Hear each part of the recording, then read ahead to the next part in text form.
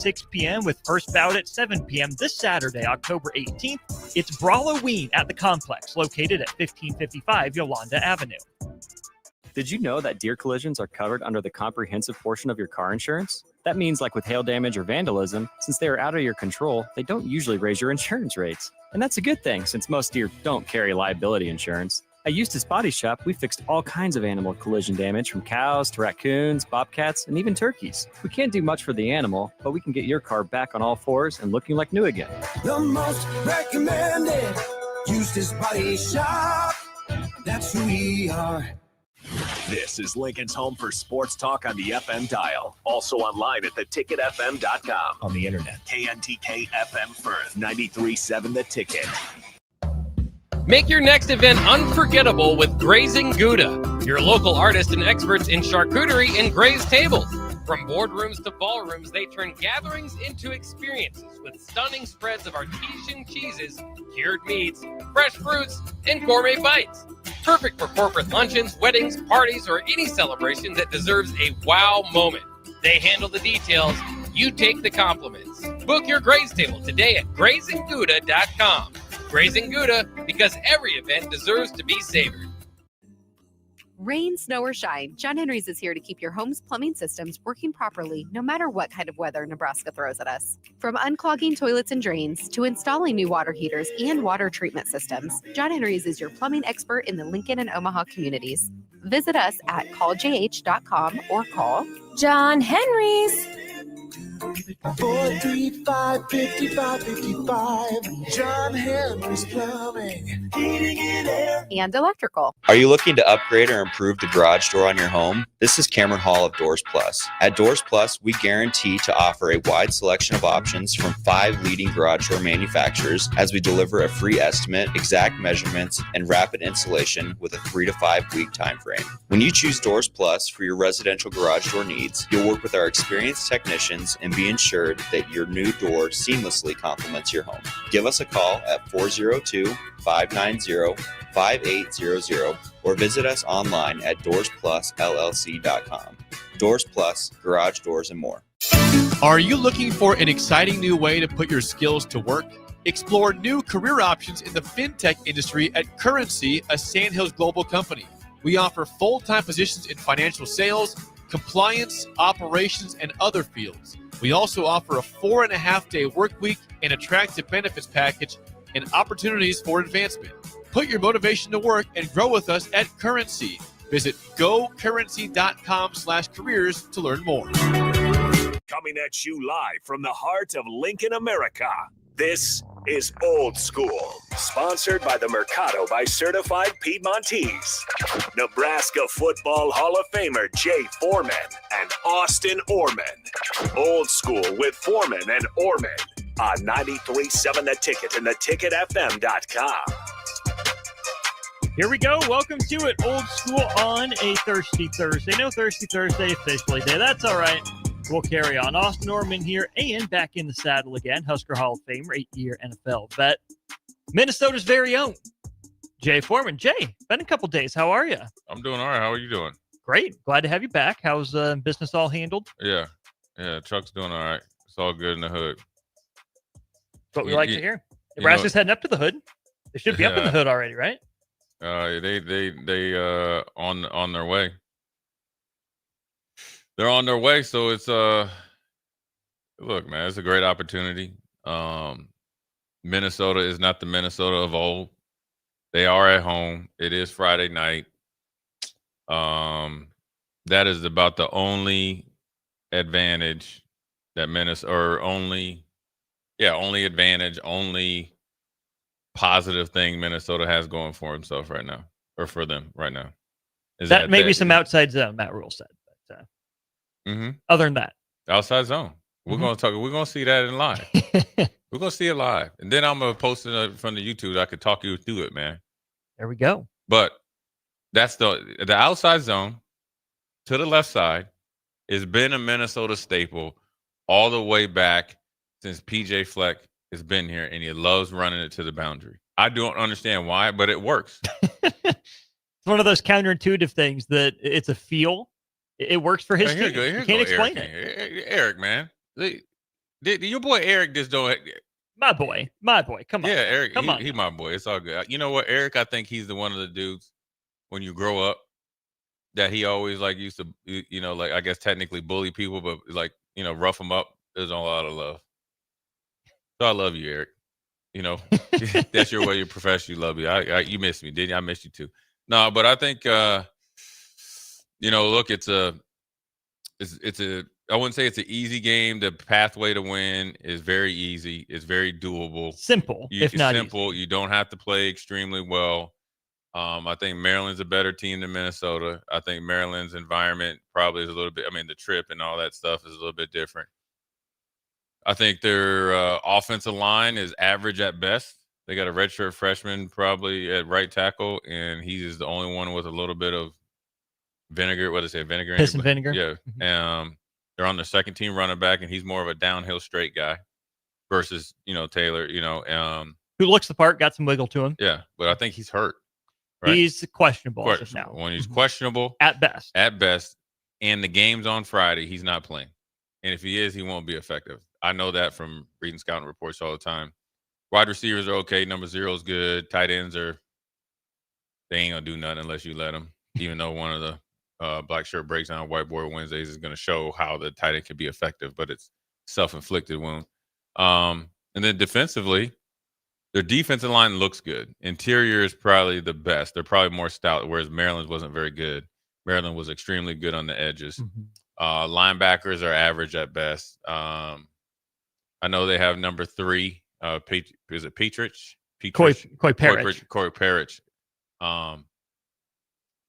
He's a good athlete or a great athlete, very athletic, but he's soft as baby. You know what? That's Charmin. Soft. He does not want to tackle. He's not he won't come down. He's not a thumper. And then they have a cornerback that they got from Iowa. Boy, he needs to be taken on the highway of love. Number 17. I mean, he is. Bro, I saw him, and I was like, man, is this dude a linebacker? Dude, you chasing. That's all you doing. Now, he popped off the first time he had something going on. Like, I watched 4 games. And then they settled in on him. And all you saw was 17 running. He gave great effort, though. Mm-hmm. Yeah, but you need to be back at safety. You need to be back at safety. You need to try to recreate Cooper DeJean and 32 from Eagles. You don't got no business being out there. Riley Moss, and you need to get on back there and be in the deep half. You got no business out there on the corner. Let's go to our Starter Heyman Jewelers text line here, 402-464-5685. Cubsker says, Husker fans rejoice as there is no Mo Ibrahim this time. That's the thing about Minnesota is, like Iowa, like Wisconsin used to do, they just reload. They just replace. Yeah. They don't ever rebuild a running back room. They absolutely have some guys in there. And yes, Darius Taylor's status being up in the air is, potentially a benefit for Nebraska. But I did like what Matt Rule said, Jay, is that, that's why they go by number, not by name. Because last year, Matt Rule said Nebraska played the brand far too often. And Mo Ibrahim was fantastic for Minnesota as long as he was around. But was it Shannon Brooks was the other one, I think, for Minnesota. And then they had the other one before. Then the Newbin was good too. Tyler Newbin. Because his brother was a safety. Mm-hmm. Yeah. So Minnesota's always going to have guys. So which is why it's important for Nebraska to sit down, to watch the film on the guys that they're going to be playing and not worry about the name. Sure, maybe you like playing against one opponent. Maybe Mo Ibrahim really got fired up to play Nebraska and he's gone. So be it. But not like the next challenge is going to be, it's going to be different. Won't necessarily be easier. So don't worry that Mo Ibrahim's there or not there. Yeah. Just go play football. Yeah, I think Taylor being hurt, sometimes you as a young team, I think Matt Rule said this week, I think they're youngest in the Big Ten. That's got to be 50-50 because Maryland's a young team as well. But when you're a young team, inexperienced team, really getting it to this point, now they experienced it last year, second to last week, getting bowl eligible.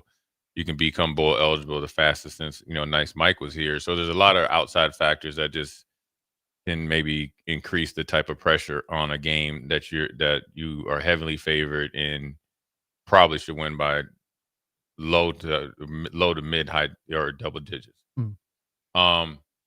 If you let your guard down, it's like, oh, we're Taylor's not, or he's not playing, and then the next dude starts to get going on, and then you kind of like, what happens when you let your guard down, you either start taking some chances or you let your fundamentals get a little bit loose.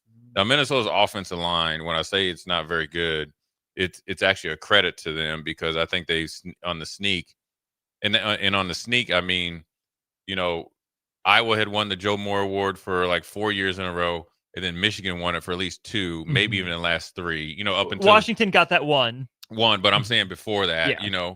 And I think who knows, and so Michigan had won those before, and so then you never talked about the Minnesota offensive line. But you talk about first, second round picks, they were putting guys in even like third or fourth round picks. So you let the depth of really good players and high quality players was there. That's what led to, whether it's Mo Abraham, was it Newman, was it Brooks, and even before that, for PJ Fleck to always tighten the game and win the line of scrimmage. And when you have a report, a questionable running back, a really good running back that might most likely not play, then you can kind of get out of your sorts. And so I like what Coach Rule says. You just play watch the tape. But then also I think you always want to just emphasize whoever it is. First of all, running back is the easiest position to make an impact at coming out of high school. So it's the easiest to kind of replace, because if the offensive line's humming, me and you can run through them holes and keep us on schedule. You were a former running back after all.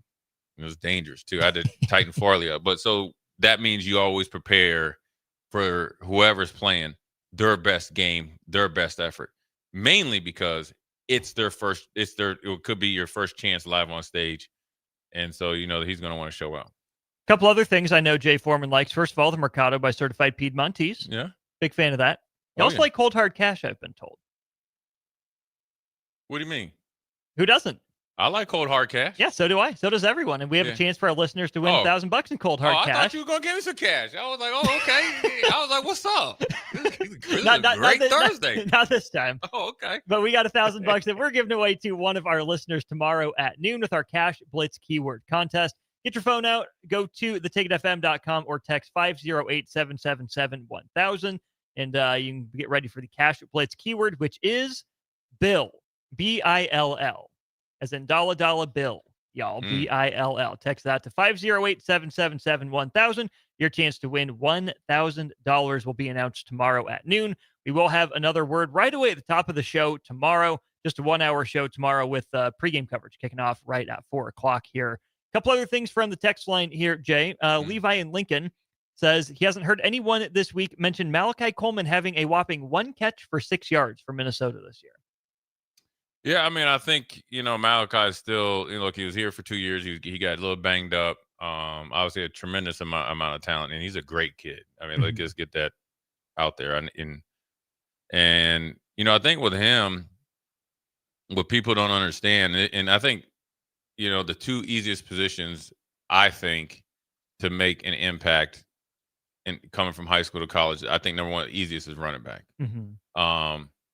And then number 2, in the right way, receiver, if there's other things around you. And take the Julio Joneses and all those guys out of it.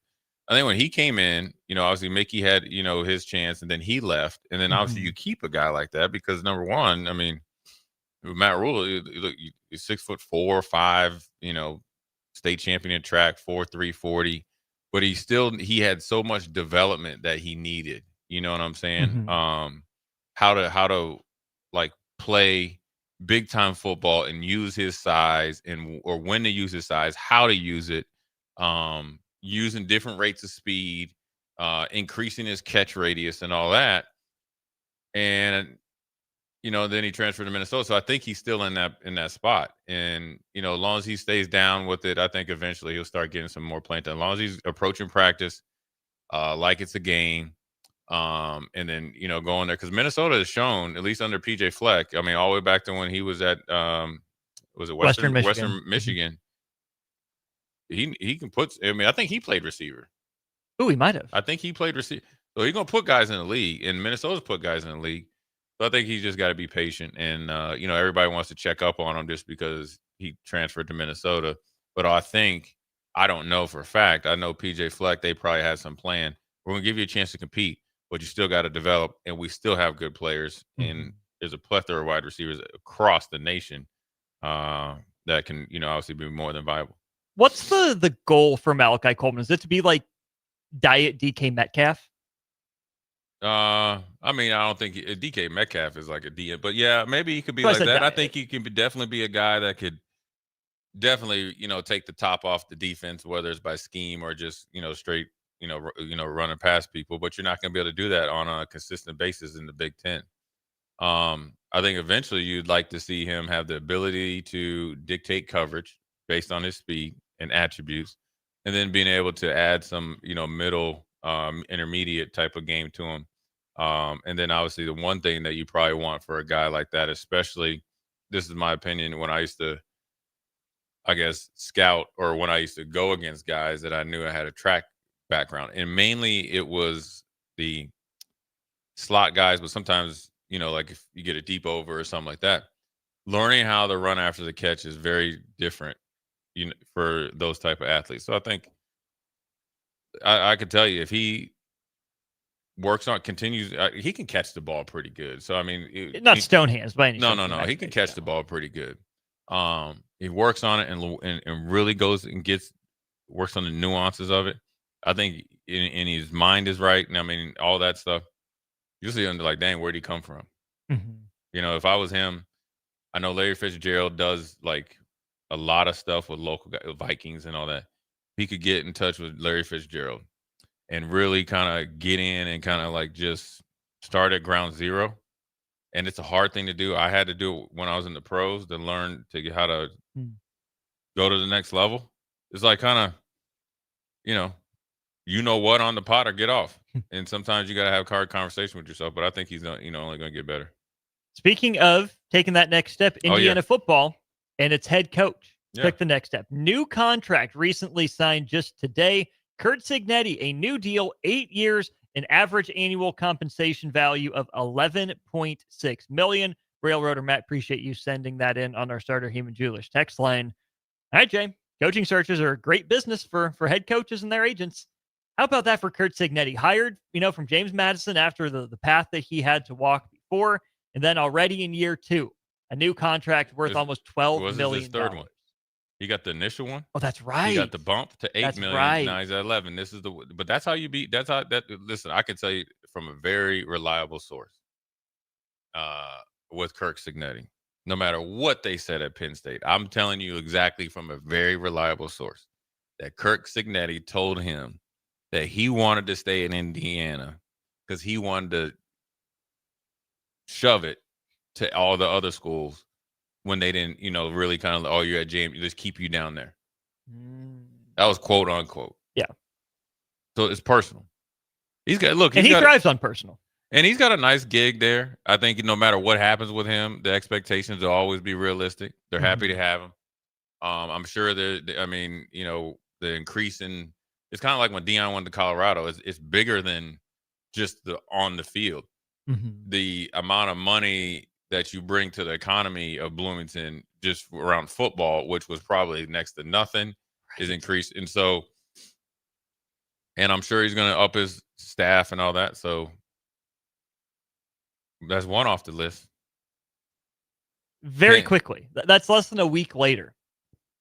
Well, that's how it happens. I told you about Kurt really Ferentz. Kurt Ferentz been up for every job when he was, in this spot. This happened on Sunday, and by Thursday, already hammered out. You're giving this guy an extra $3.5 million per year. That seems quick. Yeah, I would expect it maybe next week. But why would you wait? I'm not giving you any chance to think. And I just beat Oregon. What else you need to see? I told you who I am. I am him. Do you see my boy DeForest Buckner walking in the candy stripe pinstripes? Yeah, I seen it. Yeah. I think, they got to do what they got to do. Penn State, I can tell you right now, they going to poach somebody. You think? What do you, let me guess. Urban Meyer? Listen, stop with that. He is done. That is done. Nick Saban is not happening. Mm-hmm. I agree. The Urban Meyer from Ohio State with Ezekiel Elliott, that dude is gone. That ended. He's comfy. No, his my. Listen, one of my friends coached at Jacksonville with him. Mm-hmm. When you have the gall to kick another human that's a grown man Mm-hmm. and then run to the next practice field, you ain't coaching in college. You can't do that. Dude, you can't do that. You can't talk. You can't do that. It's done. If he hasn't coached by now, what are you going to do? No, I agree. I wasn't going to say Urban. You going to say Nick? No. Who are you going to say then? I was just going to make a general point that I think I've made on the show before is that Penn State will steal a coach from somewhere. Yeah, They're not promote from within, but it's not going to be a huge name. I think, in fact, most people will be like, oh, okay. I don't think it's going to be earth-shattering. I don't think it's going to be ground-shaking.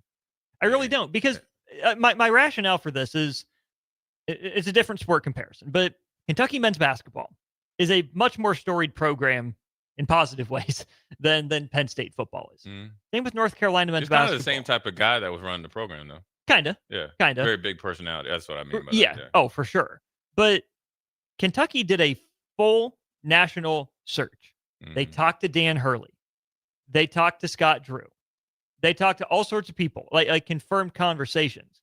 If you can't get a guy to leave Storrs, Connecticut for a top 4 basketball job, if you can't get a guy to leave Waco, Texas, leave Baylor to coach Kentucky, it's going to happen again sometime where someone steals a big name. Really, the only quote-unquote big name I could see Penn State stealing would be Dabo, but he's not going to do that. Is Dabo really a big name right now? I think big mouth. There is that, but I'm saying maybe he's a change of scenery guy. Again, I don't think he is. I'm just saying in the longest of long shots. So Penn State is going to get someone that's a respected, well thought of head coach. I just think most of the era of these big name programs just being able to say we get who we want because we are, no pun intended, Penn State. Yeah. I think that era is over. It's over because there's not those guys to go get. And that's a part of it. But that's where Penn State will flex their muscle. You cannot. Okay, you go get a under the radar coach. You starting over. It's over. It's over. Yeah. Where James Franklin took Penn State from the depths of hell to national prominence, and then you're going to start over? Good luck with that. Listen, can't. For everybody listening, I know I've been had to attend to some stuff and then personal stuff, and then Tuesday I'm not on. I got other stuff on it. So I'm just gonna let everybody know. Okay, this is from another viable source. So no matter what anybody says, James Franklin didn't get fired because he lost to Northwestern and UCLA. Mm-hmm. That was just a cherry on top. Here's how he got fired. Number one, they questioned who his assistant coaches were in the past, which then ticked everybody off. Then they made him make a change. You got to think. He fired an offensive coordinator. Then he got another one. Then he was supposed to upgrade the wide receiver position in the portal. He got one guy that hasn't done anything. Then, the same reliable source from Indiana is the same reliable source with Tom Allen. He ran Tom Allen out of town because he wanted Jim Knowles, and your defense is getting blown out the frame. Which is more normal in year 1 for Jim Knowles, who's usually really good in year 2. But you passed up a top 5 defense to rebuild for what reason? Doubled his salary. Yes, for what reason? Okay, so you asked for more money in NIL. You asked for more money for a defensive. Well, first of all, Tom Allen, that's how he got the job. Mm-hmm. The year that they won the Big Ten and got it, whatever it is, technicality or whatever, it was one of the best defenses in the. That's what he's cut his teeth with. Yeah, McFadden was there. He was a stud. Everybody. Right? Mm-hmm. And then you had Michael Penix and all that. Okay, so you fired the dude. Now he got another job. Mm-hmm. And it might have been one of those things, hey, you should go look for another job. Okay, I will. Okay, then we'll, this is the dude I really want to hire. And you pay the dude double. So now they start looking at it like, oh, last year was a joke or it was a fluke. Because then it's like, okay, then you lost. Then on top of like the whole outside of it, Nike to Adidas. It's no different. This is what people don't like. I get it. I guess I'm privy. This is not me saying I'm a former football player and all that stuff. This is the last thing I want to say. I just have experience of being in that stuff, knowing when you get a new owner or a new gym or a new GM in the pros, everybody's on notice and they're making a change just cause. So you get a new shoe contract. They want a representative of that. They want to start over. If I'm giving you $300 or $400 million. Oh, do you best believe I'm calling we're gonna see. Hey man, we just invested in you. You took us on. I know you was a Nike and all that. And Nike's notoriously cheap anyways. I just will tell you from personal experience. And I would tell you, I would have stayed with Adidas if their wet turfs just were a little bit more fashionable. They was looking at Adidas that came a long way, man. The glow up is real. Listen, the first Adidas was on point. Okay. Then the second year, you was over there in Germany doing it to bring the soccer stuff. I said, listen, I called my agent and said, listen, man, I can't be out here doing this, man. You got me out here like I got on moon boots and stuff, man. I got a reputation to uphold. No, but I gotta be able to go home. Right. Brothers like, dang, what you got on? But I just start buying Nike, spatting them bad boys up, and the Adidas rep was like, hey, your little allowance might be light. You keep doing it. I said, I keep wearing it. But anyways, back on task, I think that, there's a lot of things that go into it. Mm-hmm. Penn State.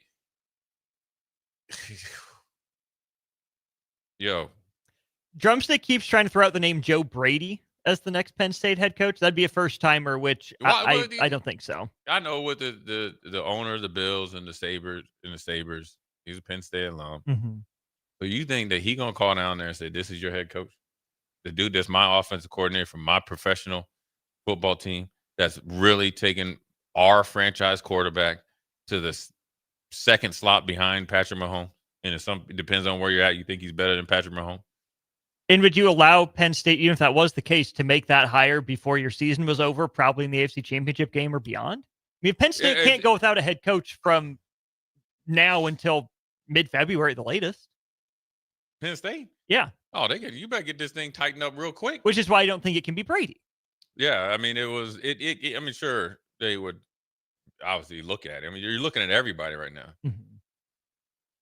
I would assume when you fire somebody like James Franklin and potentially being on the hook for $50 million, a lot of money, but that's not the case. And I'm break your guys' heart. Yeah, the buyout's $50-some million. James Franklin is probably going to chill on TV, do a couple podcasts, and then go coach Arkansas, and then go coach somewhere else. So the $56 million is only unless he doesn't coach again. He's way too young, and he's actually too good of a coach. Good coach. Mm-hmm. But there is that what if. Like when you make this decision, what we said, Austin, like we said, is like we're playing spades. You asked me what I got. Listen, I got 4 with a possible 2.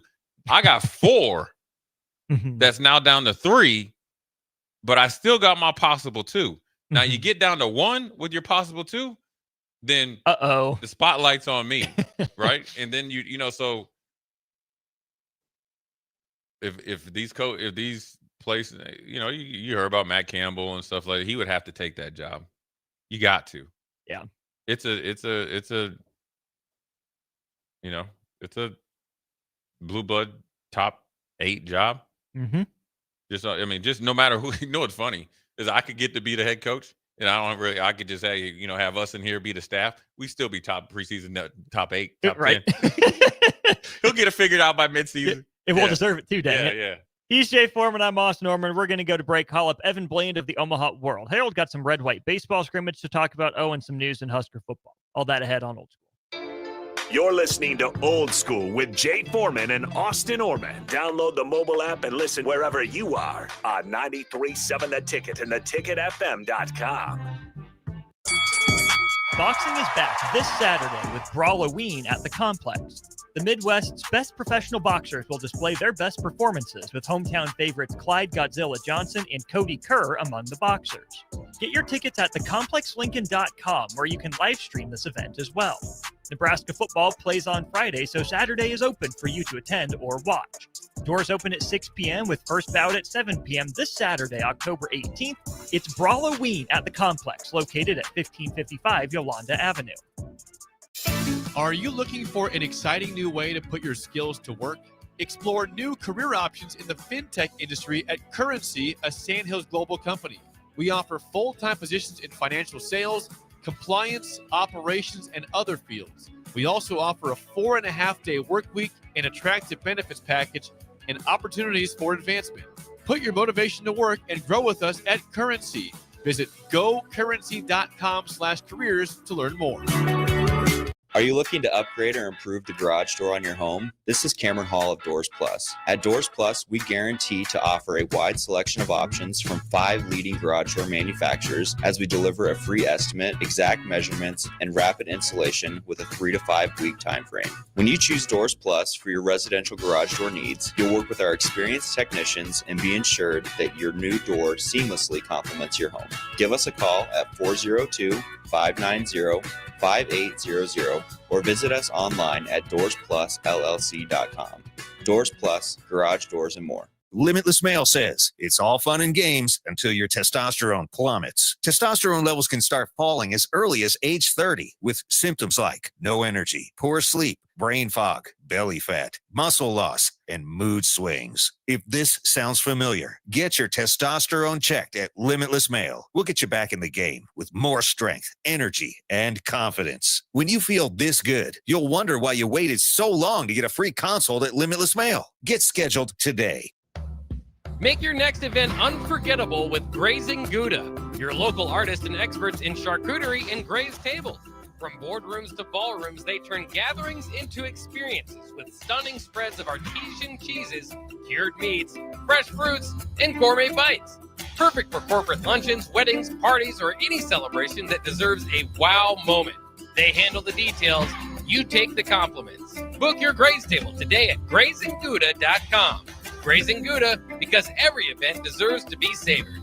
Jack Russell of Farm Bureau Financial Services is here to help you protect things that are most important to you. Whether it's your home, your family, or your future, Jack Russell has the proven experience to get the job done while developing authentic relationships with you. Give Jack a call today at 402-421-9100. Again, that's 402-421-9100. Or visit one of his 2 locations in Lincoln or Seward and learn how you can excel in the complicated world of insurance. Jack Russell of Farm Bureau Financial Services, a trusted and well-respected representative since 1999. Hi, Sean Callahan here, and I've got some great news for you. Koppel Chevrolet GMC is proud to be the #1 fastest growing GMC dealer in the Omaha and Lincoln metros. Koppel is also celebrating its 50th anniversary. We want to say thank you to all of our customers that have helped us reach these milestones. So come see why so many customers, including myself, are choosing Koppel Chevrolet GMC for their automotive needs. Please check us out at koppelcars.com. Go Hog Wild Pet Barbecue. It's hard to choose a favorite at Hog Wild, but I'd have to say it's their award-winning ribs. Hog Wild buys their meat from those who share their high-quality standards, then hand rubs each slab with their famous seasoning blend and slow smokes them over hickory each and every day for flavor and tenderness you're gonna keep coming back for. Order online at GoHogWild.com. Hog Wild Pit Barbecue, 3210 Cornhusker Highway in Lincoln. But don't be late, we close at 8. Rain, snow, or shine, John Henry's is here to keep your home's plumbing systems working properly no matter what kind of weather Nebraska throws at us. From unclogging toilets and drains to installing new water heaters and water treatment systems, John Henry's is your plumbing expert in the Lincoln and Omaha communities. Visit us at calljh.com or call John Henry's. 435-5555. John Henry's Plumbing, Heating and Air. and electrical. Back to old school with Foreman and Orman on 93.7 The Ticket and theticketfm.com. Welcome back in. It is old school on The Ticket. Austin Foreman here. We'll be joined again by Jay Foreman momentarily. But for the moment, we're headed to our Aloe Fiber VIP line, where we welcome in Evan Bland of the Omaha World Herald. Evan, a happy Thursday to you, not our normal time. You were out and about at Haymarket Park. We'll start right with that. Red-White Scrimmage Week for Nebraska baseball. Your overall takeaways and impressions from the 3 intra-squad games over the last few days. Yeah, they got them all in. The weather was decent for that. Red wins, I think, wins the series, and the stakes were steaks. So the losers are cooking and serving steaks to the winners. So, I think it's always interesting to see how that series goes. Often they scrimmage 4 times a week during the fall, but it's a little bit different when you have something on the line and when fans are able to show up in the stands. And so I thought it was entertaining for sure. We've got a look at what the potential weekend rotation could look like. Ty Horn, I thought, looked like a Friday guy. like he's on track to be. I mean, he took a no-hitter into the fifth and was staring down his opposing teammates in the other dugout. So he was in full, like, Big Ten tournament mode at that point. I thought Carson Yassa was an interesting start on Tuesday. Like, he's somebody who's been really working behind the scenes to get that command down because he's got some of the best strikeout stuff on the staff, and you saw that. I thought Kevin Manel is a transfer who's come in. He's probably going to close for Nebraska. He strikes out 8 in like 3+ innings. So really impressive stuff from him. And then, I think the main thing I was wanting to see was like, what does the offense look like? Like that was an area that they really wanted to upgrade in terms of power. That was a spot where they finished last in the league last year in runs scored per game. So like how did that upgrade? And we saw a little bit of that. Jeff Buck didn't play in the red-white. He was hurt, but he's had a really strong fall, like 6 or 7 home runs. JUCO guys like Preston Freeman hit a grand slam. Devin Nunez, who came back at a home run. So you saw a little bit more power there as well. And then I think the other thing you often look at, especially in this era, is like how quickly do these teams mesh? Because you're pretty much annually turning over at least half your roster when it comes to transfers, JUCOs, freshmen, whatever it might be. And it does feel like, just from watching those games, like this team isn't afraid to kind of razz each other and have fun with it. And so sometimes that intangible piece can be more telling, or as telling as some of the statistics can be. I think Nebraska teams have proven that out through the years too. So it's another glimpse, and now they shut it down until they get rolling again in January and start defining roles a little bit more. But I think they had a productive fall. They learned a little bit about each other and maybe have a better sense of how these pieces are going to fit together next spring. One guy I do want to ask you about, Devin Nunez. What did you see from him, first of all, at the plate, then second of all, acclimating to center field, where Nebraska moved him after last season ended? Yeah, they feel like he can be one of their best hitters. Like I mentioned, hit a home run. I think it was the Tuesday game.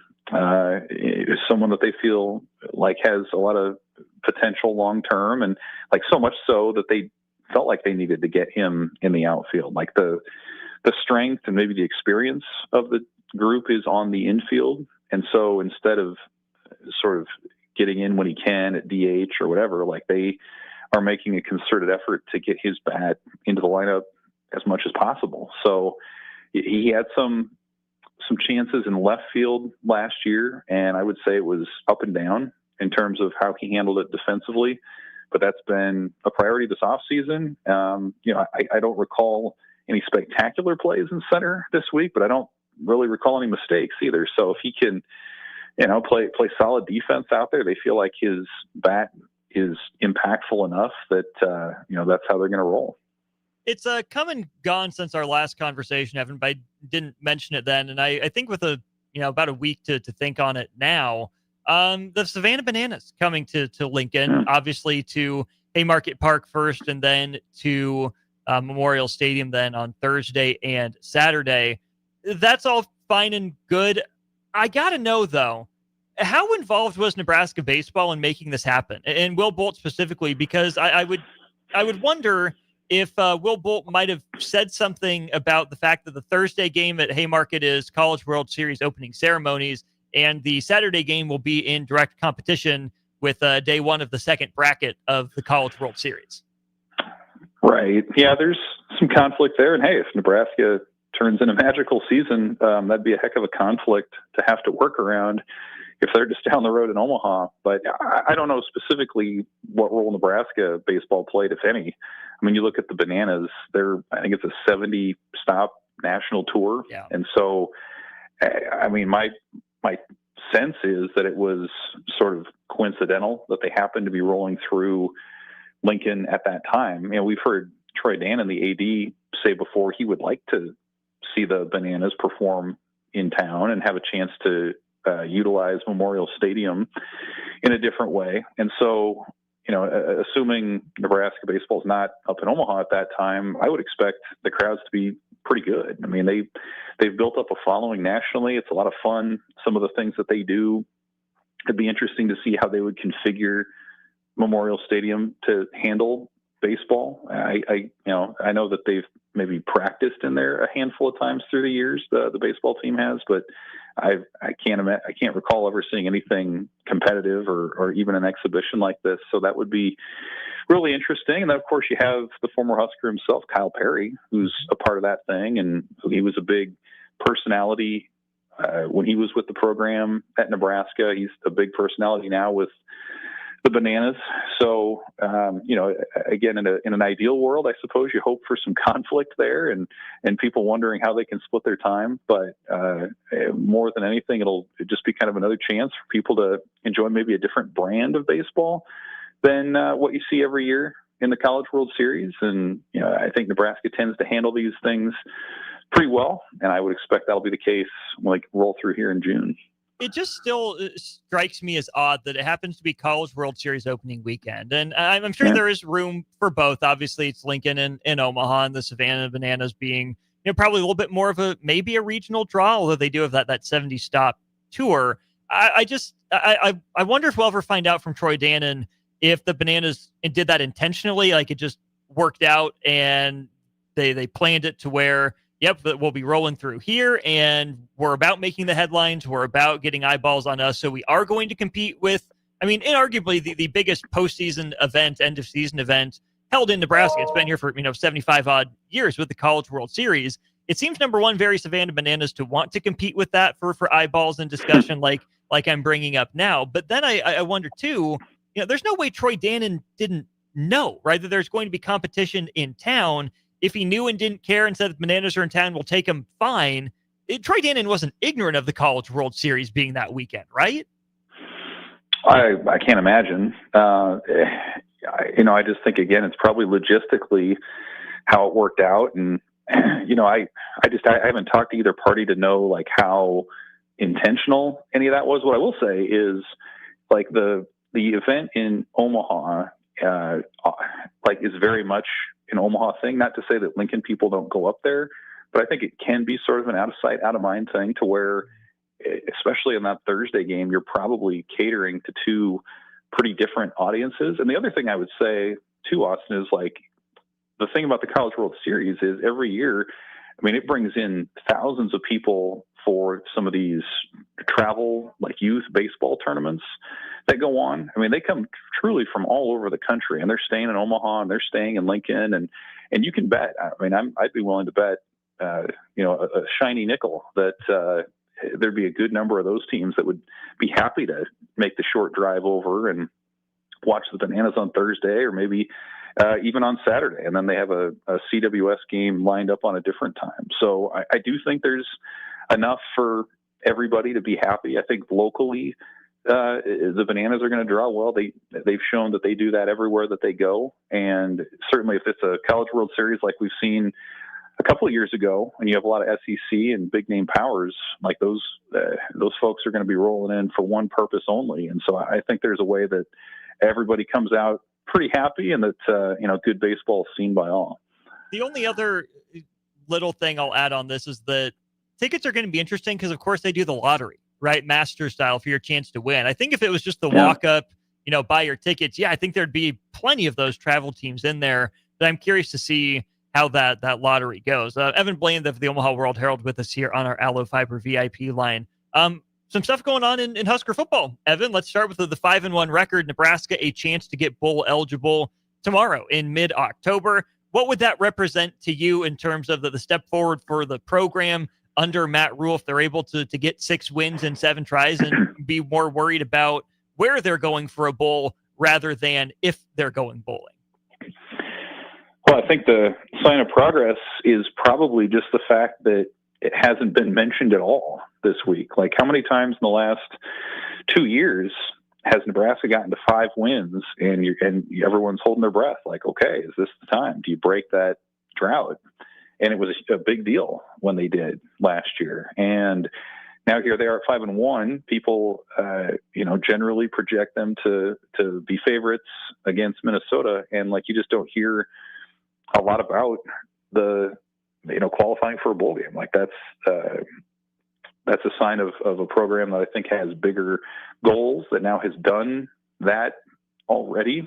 And, let's be honest, there's the Penn State talk as well that's taken up a lot of oxygen in the room. And the schedule that's out in front of Nebraska would suggest that they're going to be competitive at the very least in every game the rest of the way. So the talk, I think the floor at this point is a bowl game, and the ceiling is, hey, can you be in that CFP discussion in November and be playing some high stakes football games at that point? So I think that's all very encouraging with where they are. And like, that's what you're looking for, right? Like every year you're knocking off a few more to-dos and taking a few more steps. And I think right now it's pretty obvious that their aspirations and what's realistic for the team right now is in a better place than it was a year ago. And being on the radio show, hearing from quite a few people on our text line, there hasn't been much talk of even, the struggles against Minnesota. We know the numbers, that it's been 5 tries since Nebraska's beat Minnesota, been since 2015 that it's been on the road, white uniforms, this and that. I think it's impressive, to Matt Rule's credit, that stuff like the curses or the breaking of the streaks doesn't really come up. It really does just feel like another Big Ten game for Nebraska. And I didn't know how long it would take to get to this point. I'm pretty impressed that it's year 3, and it feels like that battleship has started to turn in that way. Yeah, I agree. I think it's this game in particular. I think it's part Nebraska in the ways that you're describing, and I think it's part Minnesota too. Like, this is not your slightly older brother's Minnesota team. Like this, they don't run the ball particularly well. Their defense is okay. They haven't been great in the red zone or on third down, stopping third downs. The time of possession maybe isn't as dominant as it's been in the past. It's still a team that will take advantage of your mistakes. They win those turnover margins, and they don't beat themselves with penalties. So it's still a game you want to play cleaner if you're Nebraska than you have. But I think that's part of it. There's not a ton of weapons on that side. They've been just okay. I think they were fortunate to beat Purdue, which really more lost that game against them last week maybe than Minnesota won it. But then certainly Nebraska's playing a role in that too. I mean, it won another 1-score game at Maryland and came back and had that closing drive offensively that they hadn't had in like 6 years to do that. So they're changing the narrative. They're changing, I think, what people believe that they can do. And so it just kind of feels like the recent history between Minnesota and Nebraska, it feels like it doesn't apply very much, just because the teams are in such different places than they've been in the past. And certainly it's a credit to Matt Rule and the staff over there for having the players in the right mindset. But you just don't hear a lot about some of the recent struggles in Minneapolis. I think they feel like it's a new time, it's a new team, and they have every, I think, belief that they're going to go in and perform well and come out with a positive outcome. Are you making the jaunt up there, Evan? I'll be up there. Yep. There you go. Well, safe travels. Win one, I guess, for me, it's my personal house of horrors for Nebraska athletics. I've been through Hoodie Gate. I was there for that. I was there for, I think it was like 54-28 Minnesota in a game where future NBA player Matthew Hurt had his brother score on Nebraska as the Gophers hung 100 on the Huskers. So I'm not over my personal Minnesota woes by any stretch of the imagination. But either way, safe travels. Thanks as always for the time. Thanks, Austin. Yep, we'll see you. Evan joined us on our Aloe Fiber VIP line. That's where they understand the importance of exceptional service with local heart. Really interesting stuff from the Nebraska baseball front with the red-white scrimmage. As Evan said, they'll shut it down until practice begins again in the early spring, and still plenty to talk about regarding Nebraska football at Minnesota. We'll do that as we continue throughout the course of the show here on Old School. Watch Old School live on Facebook, YouTube, or Twitch. Old School with Foreman and Orman on 93.7 The Ticket and theticketfm.com. A lot of businesses say they're family focused, but when tough situations in life arise, the business wants anything but your best interests. James Enterprise Incorporated is hiring, and they will always treat their employees like family, just as they do their customers. James Enterprise Incorporated is hiring Class A and B CDL drivers, a shop tech, and a diesel mechanic. If you're looking for a career with a company that goes above and beyond to value you and your family, Apply today at jamesenterpriseinc.com or call 402-432-6740. Did you know that deer collisions are covered under the comprehensive portion of your car insurance? That means, like with hail damage or vandalism, since they are out of your control, they don't usually raise your insurance rates. And that's a good thing, since most deer don't carry liability insurance. At Eustace Body Shop, we fixed all kinds of animal collision damage, from cows to raccoons, bobcats, and even turkeys. We can't do much for the animal, but we can get your car back on all fours and looking like new again. The most recommended Eustace Body Shop. That's who we are. Limitless Male says it's all fun and games until your testosterone plummets. Testosterone levels can start falling as early as age 30 with symptoms like no energy, poor sleep, brain fog, belly fat, muscle loss, and mood swings. If this sounds familiar, get your testosterone checked at Limitless Male. We'll get you back in the game with more strength, energy, and confidence. When you feel this good, you'll wonder why you waited so long to get a free consult at Limitless Male. Get scheduled today. Go Hog Wild Pit Barbecue. It's hard to choose a favorite at Hog Wild, but I'd have to say it's their award-winning ribs. Hog Wild buys their meat from those who share their high-quality standards, then hand rubs each slab with their famous seasoning blend and slow smokes them over hickory each and every day for flavor and tenderness you're gonna keep coming back for. Order online at GoHogWild.com. Hog Wild Pit Barbecue, 3210 Cornhusker Highway in Lincoln. But don't be late, we close at 8. A lot of businesses say they're family focused, but when tough situations in life arise, the business wants anything but your best interests. James Enterprise Incorporated is hiring, and they will always treat their employees like family, just as they do their customers. James Enterprise Incorporated is hiring Class A and B CDL drivers, a shop tech, and a diesel mechanic. If you're looking for a career with a company that goes above and beyond to value you and your family, apply today at jamesenterpriseinc.com or call 402-432-6740. Jack Russell of Farm Bureau Financial Services is here to help you protect things that are most important to you. Whether it's your home, your family, or your future, Jack Russell has the proven experience to get the job done while developing authentic relationships with you. Give Jack a call today at 402-421-9100. Again, that's 402-421-9100. Or visit one of his 2 locations in Lincoln or Seward and learn how you can excel in the complicated world of insurance. Jack Russell of Farm Bureau Financial Services, a trusted and well-respected representative since 1999. Midwest Bank is proud to serve Nebraska communities for over 70 years. We're a community bank making local decisions, supporting community organizations, and helping businesses succeed, with 10 locations throughout the state, from Wisner to Deschler, Norfolk to York, and right here in Lincoln too. Whether you're opening a checking account, buying your first home, in need of an ag loan, or in search of cash management services for your business, we're here for you. Your community, your bank, Midwest Bank. Find out more at midwest.bank. Member FDIC. Boxing is back this Saturday with Brawloween at the Complex. The Midwest's best professional boxers will display their best performances, with hometown favorites Clyde Godzilla Johnson and Cody Kerr among the boxers. Get your tickets at thecomplexlincoln.com, where you can live stream this event as well. Nebraska football plays on Friday, so Saturday is open for you to attend or watch. Doors open at 6 p.m. with first bout at 7 p.m. this Saturday, October 18th. It's Brawloween at the Complex, located at 1555 Yolanda Avenue. Mike, the insurance company wants us to replace the roof. Wait, what? I thought everything was fine. Yeah, it says right here our roof is too old and they won't be able to cover us anymore. I guess it is 15 years old. Hi, I'm Austin with Roofing Service Company. We help homeowners with their roofing and siding projects. Financing options are available, and we can get you under a new roof no time at all. If this sounds like you, visit roofingservicecompany.com. That is roofingservicecompany.com. Empower a child today with the Teammates Mentoring Program by building a relationship based on strengths and chart a brighter future 1 week at a time.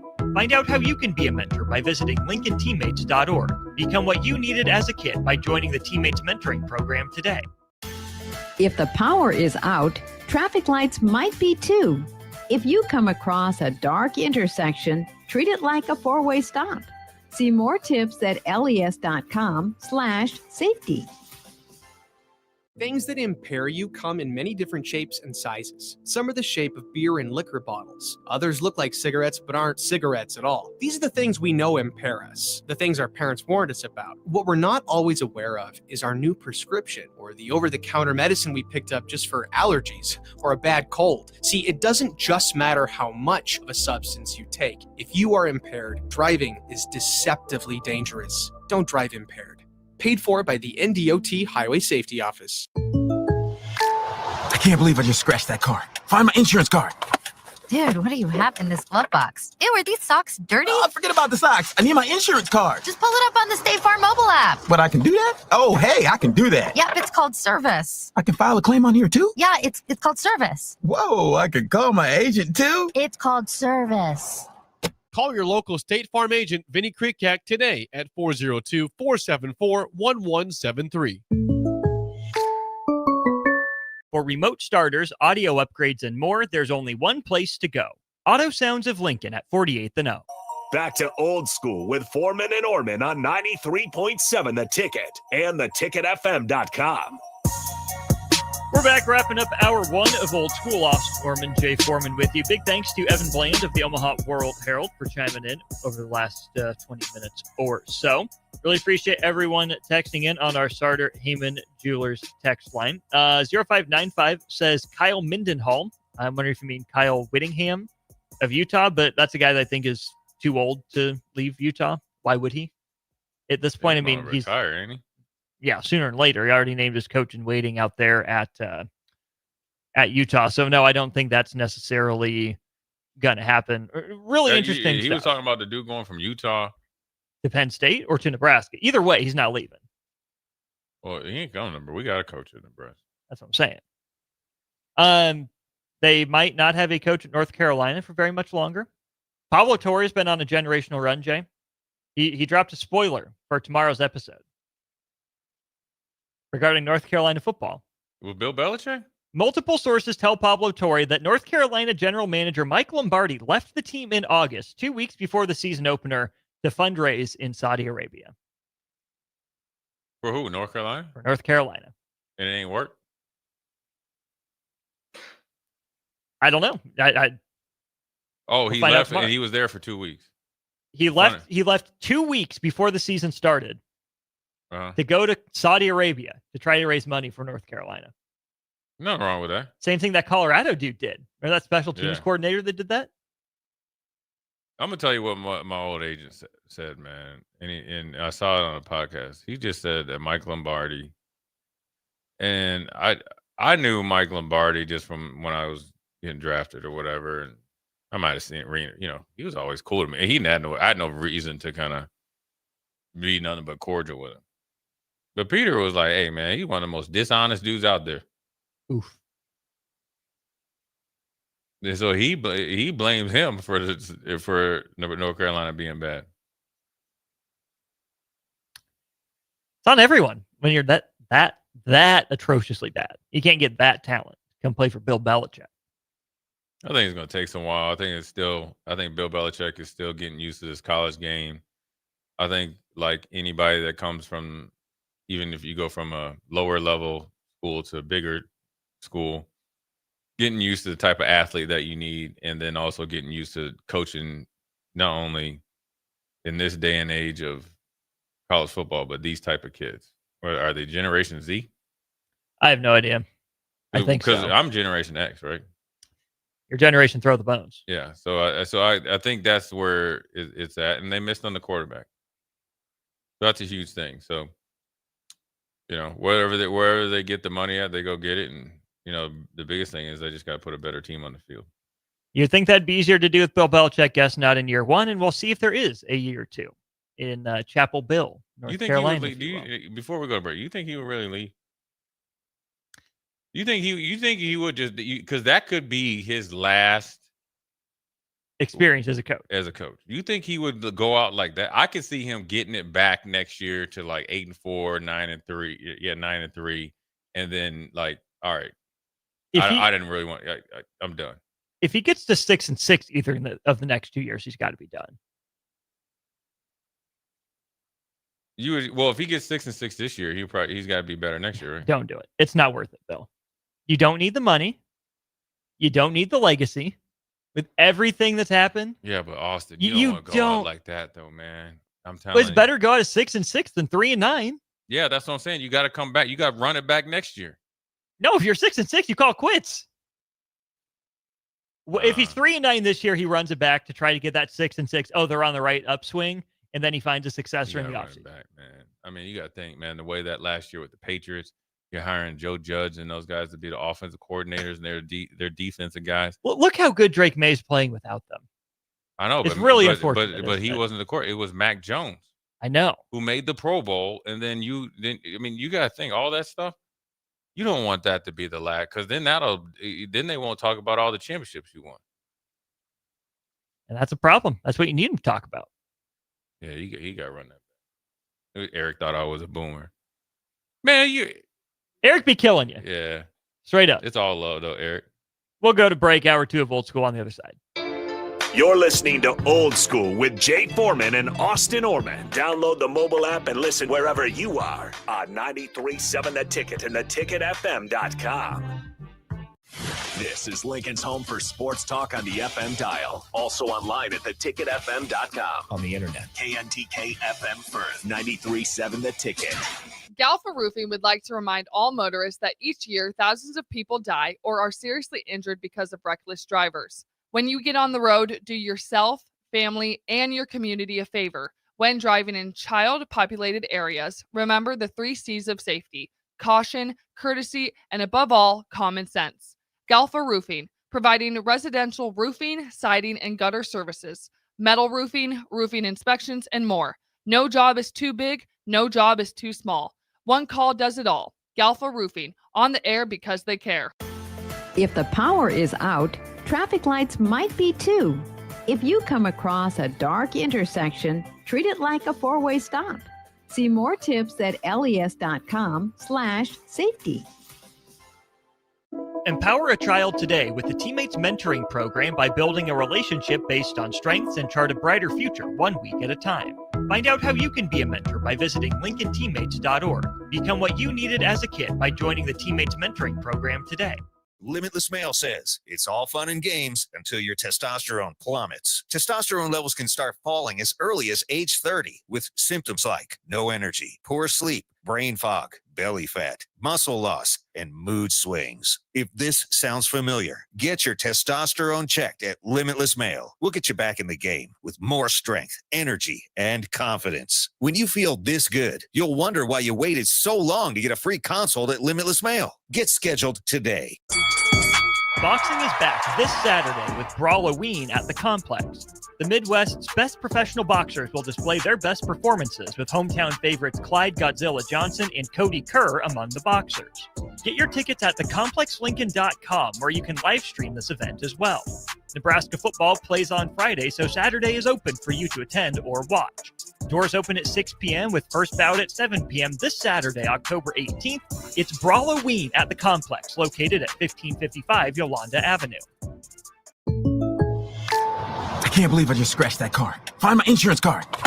Dude, what do you have in this glove box? Ew, are these socks dirty? Oh, forget about the socks. I need my insurance card. Just pull it up on the State Farm mobile app. But I can do that? Oh, hey, I can do that. Yep, it's called service. I can file a claim on here too? Yeah, it's called service. Whoa, I can call my agent too? It's called service. Call your local State Farm agent, Vinny Krikak, today at 402-474-1173. Salt Mine City is your go-to brewery in the Haymarket for craft beers and great food. Enjoy a full menu of great items daily for lunch and dinner, like their Big Fatty 7-ounce hamburger or a Reuben sandwich served on Blackstone rye bread. And don't forget their beef or chicken nachos with guacamole, sour cream, jalapenos, and more. Wash it down with one of their 12 beers on tap, including the popular Single Axle Light American Lager. Salt Mine City, now open 2 p.m. Monday through Thursday and 11 a.m. Friday through Sunday at 8th and R. Are you looking for an exciting new way to put your skills to work? Explore new career options in the fintech industry at Currency, a Sandhills Global company. We offer full-time positions in financial sales, compliance, operations, and other fields. We also offer a 4.5-day work week, an attractive benefits package, and opportunities for advancement. Put your motivation to work and grow with us at Currency. Visit gocurrency.com/careers to learn more. The party is back on in Lincoln this fall, and there's no party like the A1 Automotive Ticket Tailgate pregame show. Join the whole ticket crew for 2.5 hours of pregame coverage before every home and away game this football season as they get you ready for the game. It's the A1 Automotive Ticket Tailgate pregame show at our downtown studio at 11th and O. Sponsored by Select Plumbing, Raising Cane's, Wall to Wall Wine and Spirits, Elway Power Sports of Lincoln, Currency, and the Kindler Hotel. Are you looking to upgrade or improve the garage door on your home? This is Cameron Hall of Doors Plus. At Doors Plus, we guarantee to offer a wide selection of options from 5 leading garage door manufacturers as we deliver a free estimate, exact measurements, and rapid installation with a 3 to 5 week time frame. When you choose Doors Plus for your residential garage door needs, you'll work with our experienced technicians and be ensured that your new door seamlessly complements your home. Give us a call at 402-590-5800 or visit us online at DoorsPlusLLC.com. Doors Plus, garage doors, and more. Midwest Bank is proud to serve Nebraska communities for over 70 years. We're a community bank making local decisions, supporting community organizations, and helping businesses succeed with 10 locations throughout the state from Wisner to Deschler, Norfolk to York, and right here in Lincoln too. Whether you're opening a checking account, buying your first home, in need of an ag loan, or in search of cash management services for your business, we're here for you. Your community, your bank, Midwest Bank. Find out more at midwest.bank. Member FDIC. Coming at you live from the heart of Lincoln, America. This is Old School, sponsored by the Mercado by Certified Piedmontese. Nebraska Football Hall of Famer Jay Foreman and Austin Orman. Old School with Foreman and Orman on 93.7 The Ticket and theticketfm.com. What up, Jay Foreman, Austin Norman? As you can see on the stream and listen on the radios, got a special guest in.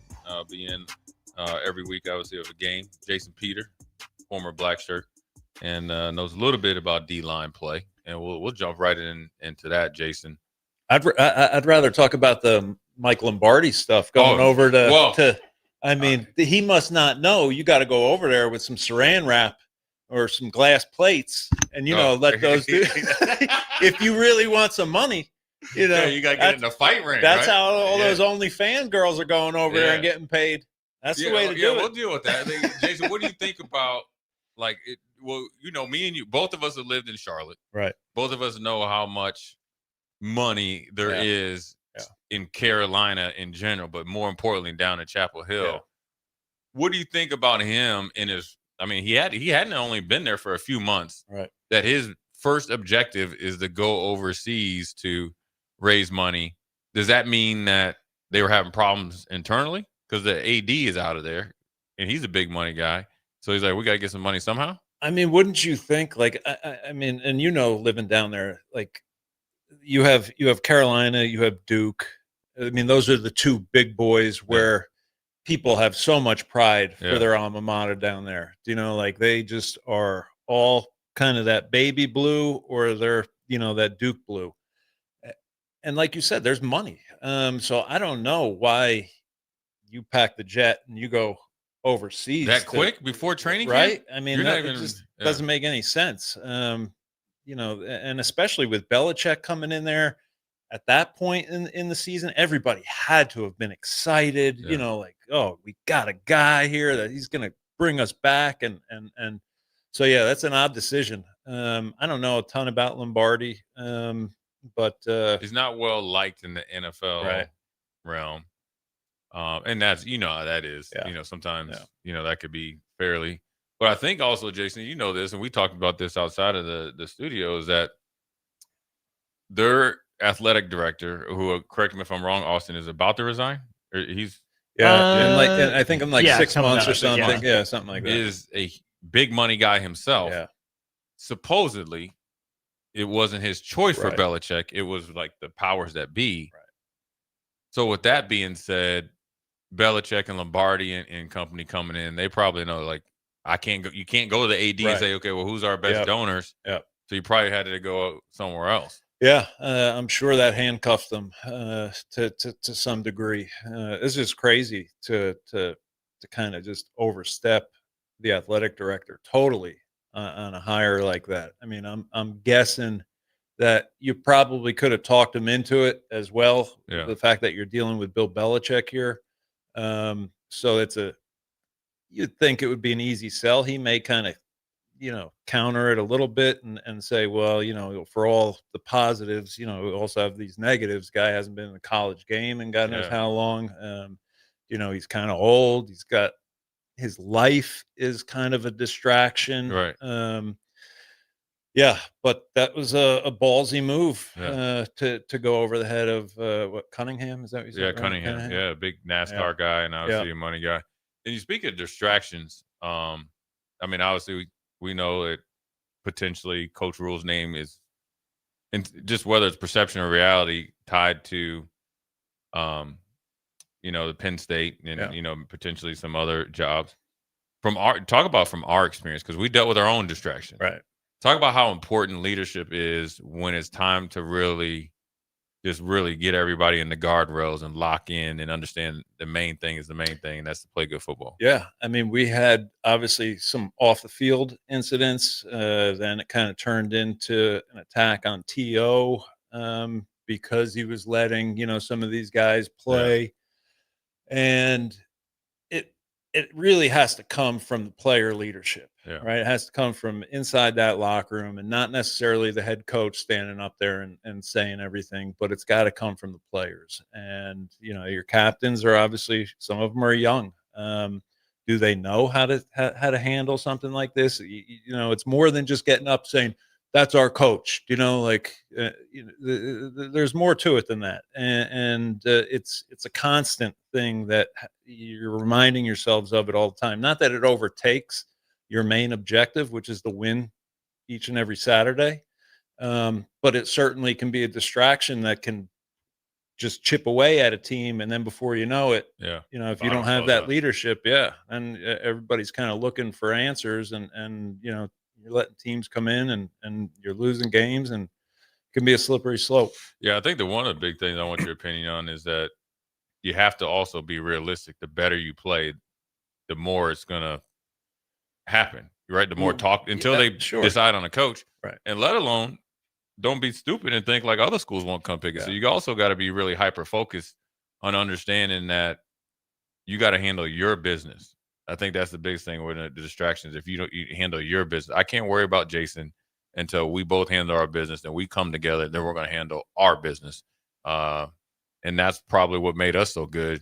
Because once we got in those, like, I guess in the football offices, right, there was no talk of it. Right.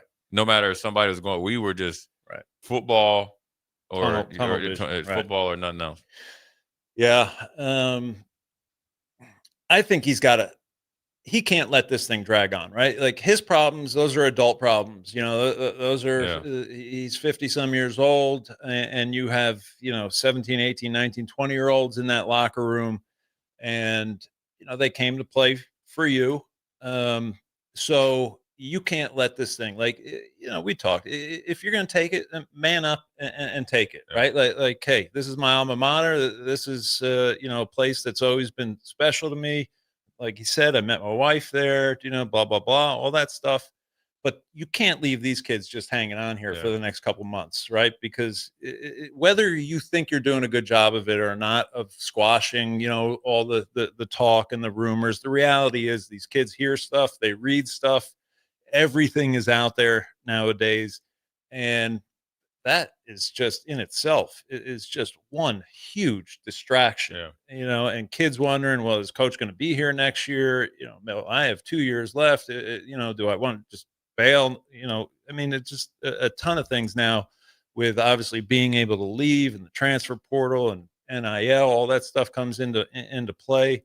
I just think that, he needs to be the adult here. If he knows and deep down, if they put an offer on the table, I think he has to address it right away, and whether he takes it or he's staying. but I think it's unfair to the kids to just let it drag on. Yeah. I mean, and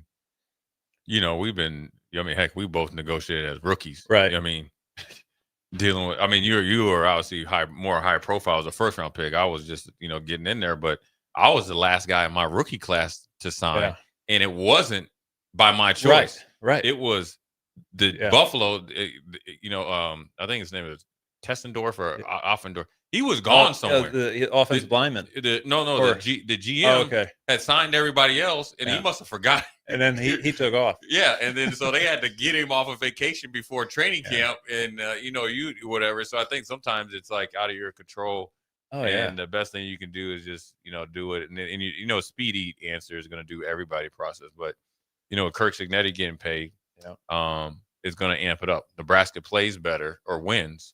Winning is the most important. It's going to amp up, and it's going to bring more shed lights to Nebraska. So leadership internally is going to have to be huge. I mean, don't you think just from Penn State's perspective, they want to have their guy ASAP, right? Like they don't want this search to go on for 2-3 months. I mean, I'm sure they would love to have their guy in the next week or two, if possible. Yeah. Yeah, I mean, I hope this thing moves quick, one way or the other. I just think it's bad to have it kind of hanging over your head. These kids, they worked hard for this year, and whether you think you're giving them the best that you can with this thing hanging over everybody's head, you ultimately can't give your Especially, full. I mean, I guess the only person that will know is his agent and him if he has an offer yet. He doesn't have an offer yet. You just gotta, you don't want to tip your hand either because you want to make sure you get paid. I mean, I think the whole thing is crazy, really, to be honest. I mean, you fired a guy who was winning double-digit, wins for the last 3 years, been there for 13 years, and clearly has had some issues beating top 10 teams. Sure, but his track record is obviously over a longer period of time. When you look at Coach Rule and where he's been, like Temple was there for 3-4 years.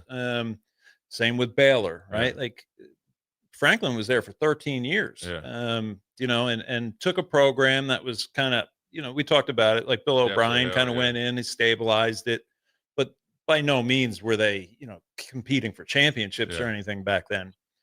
But now they're, like for the last 3-4 years, they're in the conversation, at the start of each season. But I just think to fire a guy like that, and obviously the 2 losses, not counting the Oregon one, but the Northwestern and the UCLA were bad losses. But I just think that it's like I could understand if this was even next year when you look at our schedule, right? If you're going to fire a guy who has a hard time beating top 10s and hire a guy who's had trouble beating top 25 teams, to me it doesn't make sense. Now, I get he's an alum. I don't know if that's hugely important to them. You always hear about it with Michigan, right? Like you want a Michigan guy, and we did to some degree, I think, here at Nebraska. We wanted somebody that understood the culture, right? Because Nebraska culture is so much different than what everybody else has out there. So I think that was part of, the push also to have Frost come back when he did. But at the end of the day, I mean, you fire a guy like that, to me, it would seem like, well, you must have like an ace in your back pocket somewhere. That's what we talked about. Do you have Urban on line 2 or something like that? Do you know what I mean? Like, is he ready to go? Are you going to open up the checkbook and bring in a guy like that? Because then I understand. But I thought it was kind of a rush. It almost makes you seem like they have somebody that they wanted. Either that or they were waiting to fire him. Yeah, and they, people say they fired him now so he couldn't turn it around. Right. Say you reel off 6 in a row. Right. Because there's 6 games left. And like 9-3. Lost to Oregon, 2 bad losses. You got to keep him back. I think last year started to roll in the right direction, and then they couldn't fire him. Right. I think they would have asked him to leave or go somewhere else last year. It just be, based on stuff you heard. You mentioned Urban Meyer. I always talking to Austin. I think if Urban is focused to coach. Right. For sure. Yeah. It's just, yeah. You know Carlos. Yeah. Polk. I talked to him. He was down in Jacksonville. Right. That ain't the dude that was in Ohio State. You know what I'm saying? Right. Like, yeah. Would you hire Urban Meyer to coach college? I think is, I think that's part of it too. Like when you look at, these guys that make the jump, they go from college to the NFL. I think they sometimes think like, I got to change who I am a little bit, right? Like, or maybe they don't change at all, and they try to do the same stuff they did in college. And like you got 10-year vets in that room and stuff, and you come in there barking at them like, for a little tiny thing that maybe hadn't been a big deal ever before. And maybe it's not really a big deal in the grand scheme of things, but like, I mean, that's the thing you hear a lot with college coaches, right? Like you can't you can't treat the college player the same way as you do the NFL guy. Right. So I'm sure that played into it. But yeah, it's, I mean, he would satisfy the, the wine and cheese people or whatever. Yeah. I just would wonder where his mind is. Right. Yeah. And if his mind's right, and he wants to have that last, like, I mean, he's got it done. I mean, he proves. And I don't know if you've ever seen him on his Big Ten show where he gets up there and he'll break down. I mean, hey, it's must see TV, right. And I'm sure he understands where he's at, but it'd be taking a little while to get him out of the booth. It'll probably take an extra $1 million to get him out of that. Oh yeah. I mean, you can't come to him with some. Average offer.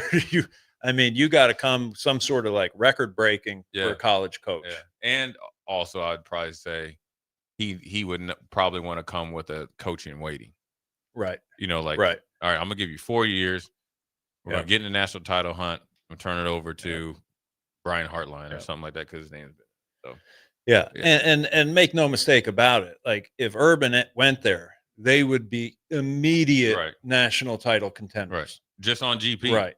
Yeah. Right. Me and Austin were joking. If I took over the head coach and we took all these people in the station, Penn State would still be ranked preseason top 10. Yeah. Urban Meyer, it would be probably top 4 just because of the Urban Meyer effect. So we got about 5 minutes before we go to take our first break. We'll dive into the game's second one. What was your thoughts on the Maryland game?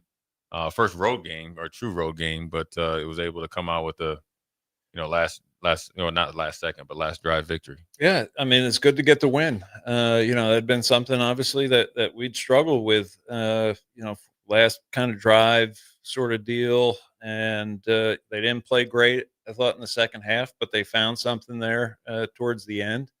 You don't like seeing that's the second week in a row where they came out of the half and just disappeared for the entire third quarter, which, I mean, coach always used to tell us like, hey, one of the most important drives in the entire game is that first drive in the third quarter, right? Like we need to get a stop on defense and we need to move the ball on offense.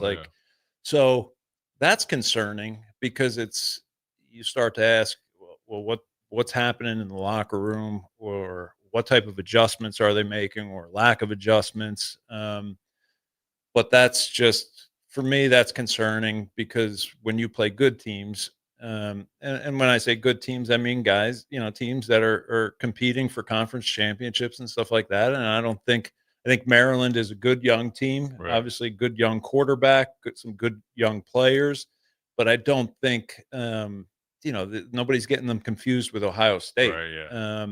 And the same with Michigan State. Michigan State's probably a 6-7 win team, I would guess at most. So yeah, I mean, even with the schedule being easy this year, you still have some challenges no matter who you're playing, and you'd like to see them improve in some of those areas. Yeah, real quick, do you think that's a inexperienced thing? I mean, we were always kind of like, we kind of got, you came from Jersey, I came to Minnesota. We just kind of locked and loaded. It was kind of already right. You think that's an experience thing that you got to see it, understand it, work on it, do it. You know what I'm like coming out of the half. Yeah, like you got to I think if you recognize it, right? Yeah. You know, it's like getting better on third down, right? Yeah. You know, it's like sometimes Charlie used to hammer on, Right. like, we got to communicate. We got to be better at it. We got to really run a quarterback in, no down and distance. Right. Until you really recognize it, I think that, you got to do that. And you know how it is when you get into the locker room and you're sitting down for, 10, 15 minutes or whatever. And if guys don't know how to get themselves ready, then that becomes an issue. And I don't know if they know. I've never been in the locker room with this team at halftime. So I don't know everything that they're doing. Don't know how they're hydrating, all that stuff is taken into consideration. But are they talking just as a defense, as an offense, or is Terry Braden taking them and doing more with the D line? I would guess so. Obviously, that's pretty much coaching 101 is, you're going to pros before. Right. Just recently. But I mean, that's all. There's a million different factors that go into it. And it's something that I think I would guess that they're looking at this point. They've got to be able to recognize that as well as a coaching staff. Hey, we're disappearing in the third quarter. If we play a good team, they could score 21 points in the third quarter and, we're screwed here.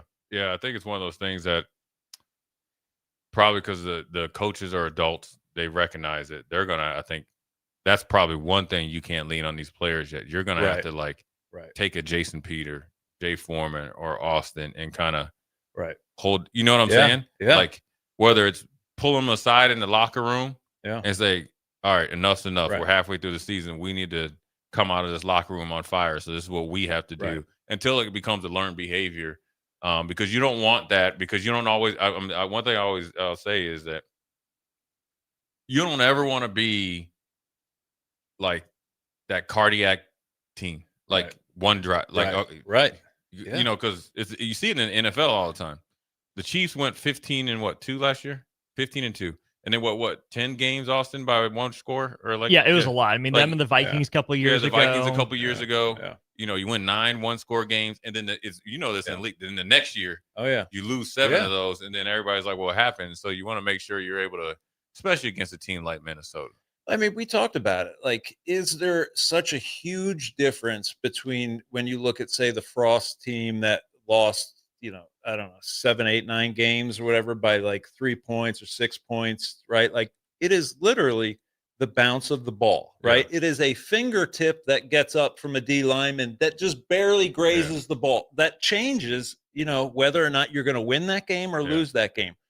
So, it's great the fact that they've been able to figure it out here in the last few weeks, right? But I don't know if it's such a glaring difference, right? Because like what you just said, sometimes the ball bounces your way, sometimes you get that tip, sometimes do you know what I mean? So for me, I got to see more long-term kind of sustained success to really kind of say, all right, you know what? Now they get it, right? They understand. And this is a different team. But for me, it's just, young guys, maybe a few better players that they have just end up making some plays. And maybe that's all you need. I don't know. I mean, you need better players. I think $30 to $40 million roster type better players. They can get me and you for like less than a quarter of that. Well, if they're paying for a $30 to $40 million roster every year, and I'm not saying this necessarily as like a direct shot at Coach Rule or anything, but we don't need a coach then for $10 million a year either. Yeah. You and I go in there both. We'll give them the Lincoln discount here. Okay. And we go in there and, you just need somebody who kind of an organizer, a little bit of motivator, make sure. But I mean, if you got studs all over the field, actually, I'm not saying, and I'm not trying to minimize how important it is to be a coach. I'm just saying like, that's never really been, that's not, I mean, anybody can go out and buy a team. I mean, as long as you're in that competitive area, I think, then, kids got to work for it. Right. Like, you know what I mean? Like develop players, do that sort of thing, come up with great game plans, be a great culture kind of team, have great leaders, that sort of thing. And I don't think you have to break the bank every single year. And on top of it, we're in Lincoln, Nebraska. I don't. How long can you sustain that? Having asking that type of money to be coming into the program year in, year out. I just don't see it as something that, I mean, we talk about wanting to turn this thing around, right? And when we say that, that means, for more than just 1 or 2 years, right? Like we want kind of long-term sustained success. So I think there has to be a little more of a plan than just buying the most expensive players. Yeah, I think it'd be hard just to do in Lincoln in general. Right. Just because, to be honest with you, Jason, I don't even think if you just take the top 300 kids in football, like high school or transfer portal, I don't know if they do 100 or whatever it is. I don't even think they're trying to win anyways. Right. No. They'll go play for like Sacramento State because they got some money just because if they could get an extra $10,000. So that's where you got to. Most of them have something like, NFL, their goal is the NFL. Yeah, it's not necessarily to come to college, win championships. Yeah. Like they want to get paid and they want to go to the NFL. Right. And then they wanted to have the easiest path to do so. Right. And it's funny, like every time the draft comes on and they look at the first rounders or whatever, the top 3 rounds, and they'll say, what star this kid was coming out. And the majority of them are not like 5 stars, right? They're 3 stars, kids that have chips on their shoulders and want to prove that they can play with anybody. So, the high school thing is so skewed, I think, because the level of competition that each team is playing, it's different, for the schools in Jersey that they're playing compared to the ones in Nebraska. And it's different, from the ones in Florida and Texas and everything like that. So it's hard. I mean, we've all seen, everybody I'm sure has seen the video of the Manning kid, right? Like, Arch. Yeah, excuse me. And they show one of the D linemen chasing him or something in his high school game. I mean, the kid's probably 5'8", 175 pounds, soaking wet and sloppy, can't run. Do you know what I mean? This, I mean, of course he's going to look really good, playing against that level of competition. So I don't know how much sometimes of a difference there is, say, between this great 5-star player and, a really good 3-star or 4-star. Do you know what I mean? Right, but there's going to be a difference in what you're paying that guy to come to school. Yeah. I mean, it's crazy just because you can potentially your way into becoming a millionaire where we had to really grind it. So we'll take a quick break, come back. We'll talk about the Minnesota run game. We saw it up and close and personal a couple years ago.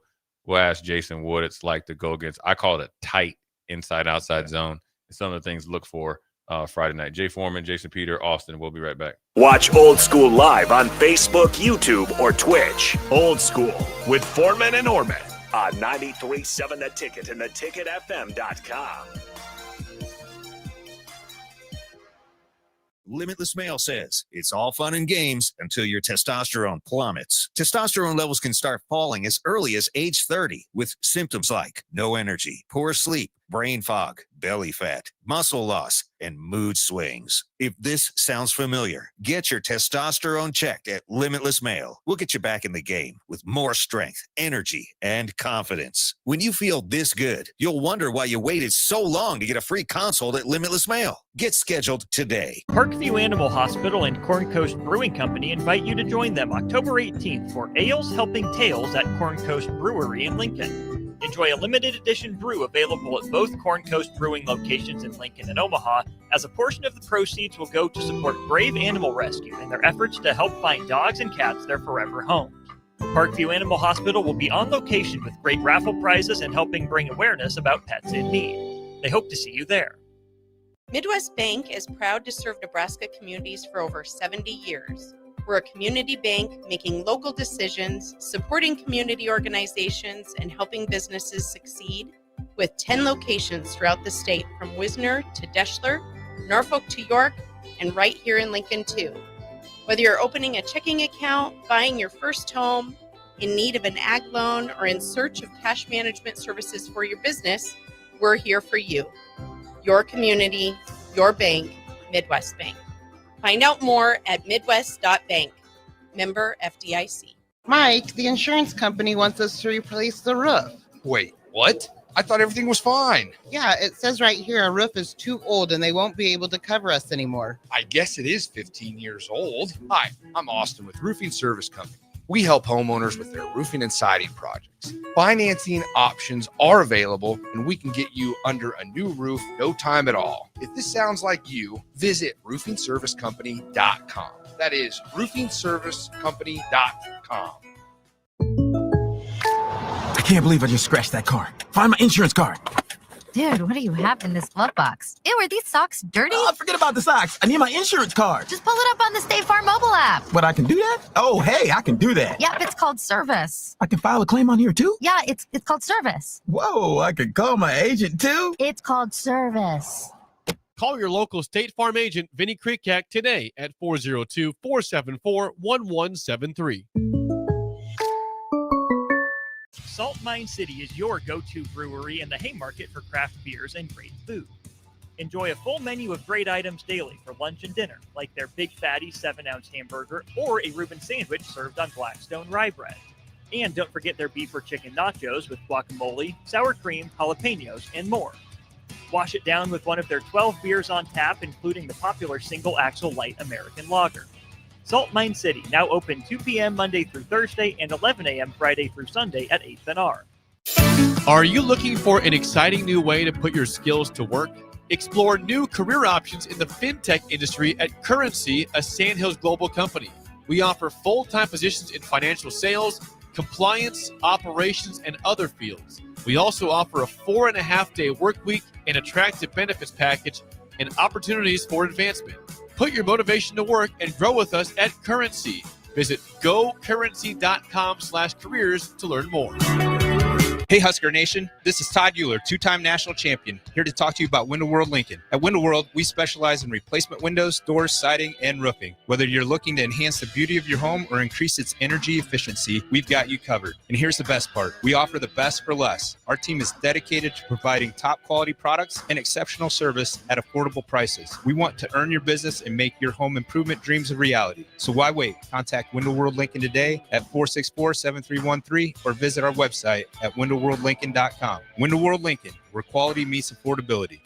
Galfa Roofing would like to remind all motorists that each year thousands of people die or are seriously injured because of reckless drivers. When you get on the road, do yourself, family, and your community a favor. When driving in child-populated areas, remember the 3 C's of safety: caution, courtesy, and above all, common sense. Galfa Roofing, providing residential roofing, siding, and gutter services, metal roofing, roofing inspections, and more. No job is too big, no job is too small. One call does it all. Galfa Roofing, on the air because they care. Back to Old School with Foreman and Orman on 93.7 The Ticket and theticketfm.com.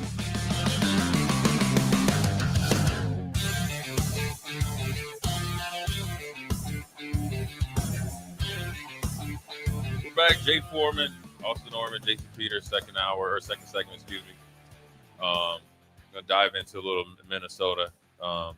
Obviously, me and Jason have talked. This is not the same Minnesota team of yesteryears with, the big Paul Bunyan offensive lineman able to just lean on you. But they still run kind of the same concepts. And I don't think I call it a tight inside-outside zone.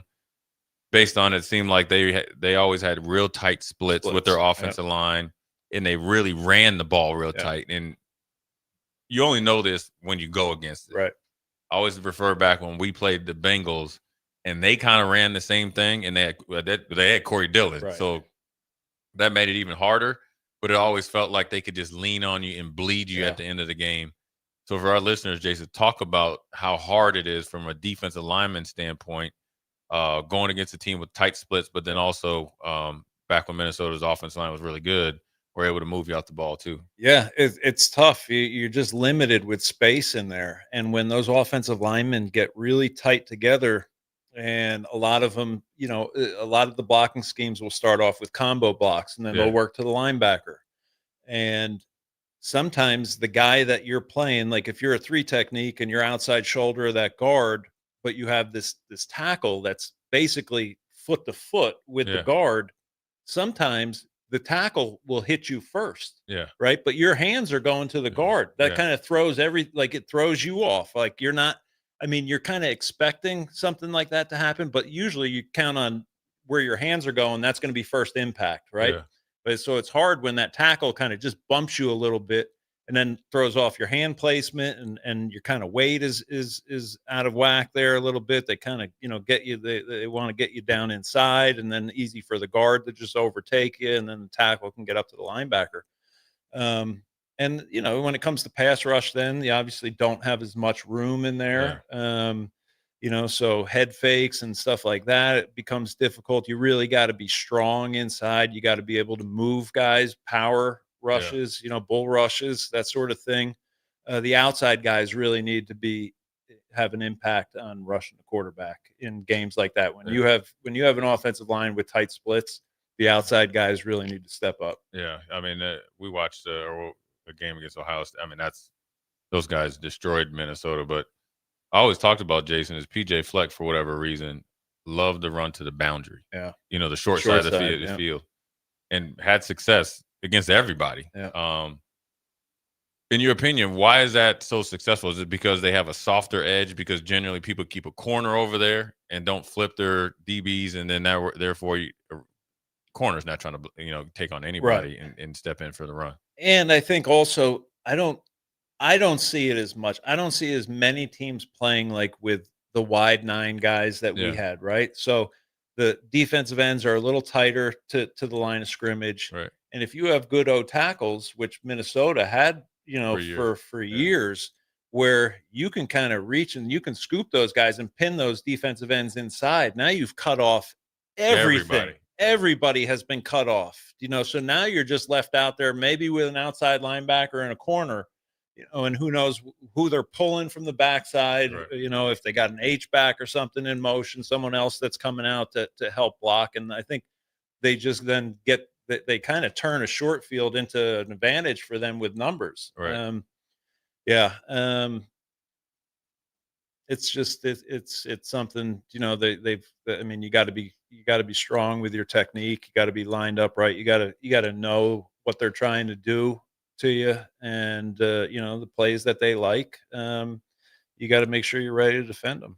Yeah, I mean, we've been talking about fundamentals is going to be key for this defense going forward, just period. But more importantly, against a team like Minnesota that probably is undermanned personnel-wise for the first time in this matchup. Right. They don't have a dude over there either on the line, running back, or receiver. So they're going to really try to lean on and try to get you to beat yourself. Talk about the nuances, or really before that, tell us when did you really realize you're like, all right, my technique is good enough. Now I can unleash. So I always thought as a sophomore, when I first started, that and Charlie was he was like, look, you and Christian, like you guys from tackle to tackle, like inside, like you take care of the run, like we have other guys that can kind of, bring the heat.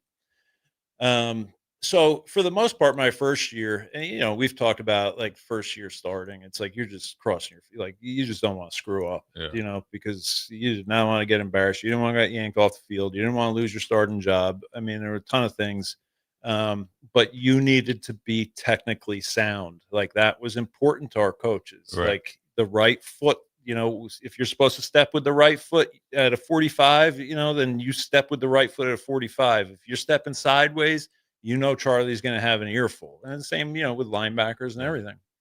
But my junior year, like when I broke my hand at Texas Tech, and I basically had to club pretty much my entire hand. I think I had like my thumb and my pointer finger and my middle finger sticking out of this cast. But at that point, I was like, there's only one way that I'm going to be able to survive, with basically 1 1/4 hand. And that's, I have to have my hands have to be shot out of a cannon. Yeah. Like I've got to get off the ball and my hands have to be so quick. And that was really what started for me, like being, and then eventually, you get cast off, but you're still playing that way. Yeah. Now you got 2 full hands. And it just became that really, I think, elevated, my game and being able to play technique the way it was supposed to be. Like, really, like, it didn't matter, run or pass. Like, I always tried to come off the ball the same way initially. Right. But with the hands and just, a lot of guys, when they pick up their hand out of their stance, they want to cock their arms first, and then they want to shoot them onto the offensive lineman. And they just got to learn, it's boom, right from the ground. It's got to come up. And that's just repetition. That's, right. Going home after practice, after training table, after workouts, all that stuff, after recovery, going home and kneeling in front of the wall in your kitchen and just boom, boom, hands, just over and over and over. I mean, that doesn't matter what technique you're doing. That's just repetition. Right. You got to beat it into your skull, into your brain. And so that was the biggest difference, I think, in my time here at Nebraska, where I elevated. And it was really a predicament where my game could have went the other way. But I was able to find a positive in all that, and I think it just ultimately then made me a better player. Yeah, when you look at Nebraska's D line or first, second level, but just they kind of have like a different personnel depending on who they're playing. Probably going to play some bare front, right? I mean, I'm assuming 12 personnel, big linemen. Who do you think needs to have a good game for tomorrow night in order for Nebraska to get the victory? Yeah, I mean, Judy needs to play well. Van Poppel needs the whole D line needs to play well. The front seven, they all do, and the safeties. I thought some of the safety play last week. I thought there were some bad angles that they were taking. They were missed tackles. They were not hitting the hole right.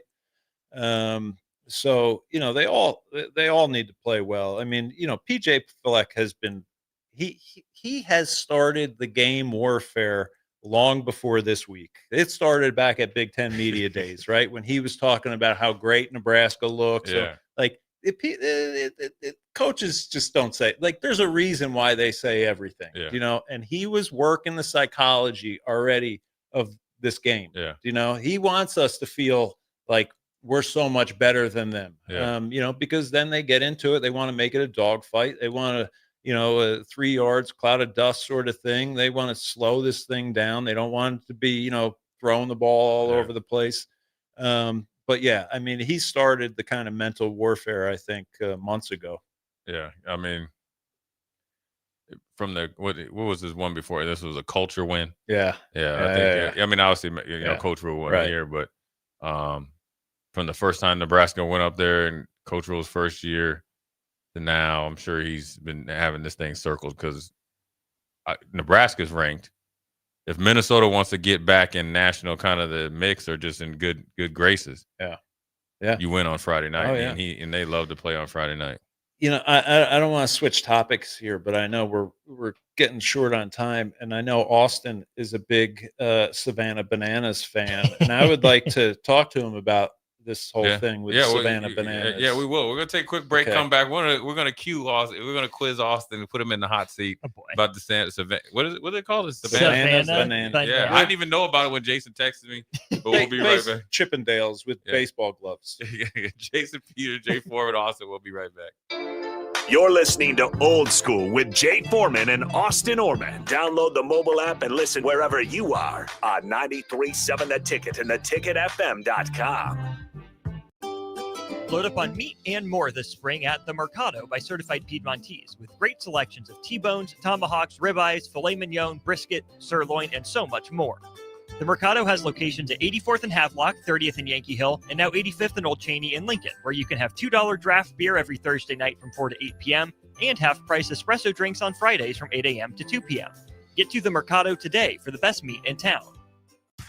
When it comes to concrete, Stevens & Smith Construction doesn't stall. They go for the takedown. As Nebraska's full-service concrete contractor, they stay in bounds, hold inside position, and never forfeit quality. Whether it's foundations, flatwork, or concrete coatings, they elevate performance and pin down results that win every time. Stevens & Smith Construction is a proud sponsor of Takedown Tuesdays on 93.7 The Ticket. Because when it's time to wrestle with concrete, Stevens & Smith Construction slams expectations. Hey guys, it's Monet here with The Night Before.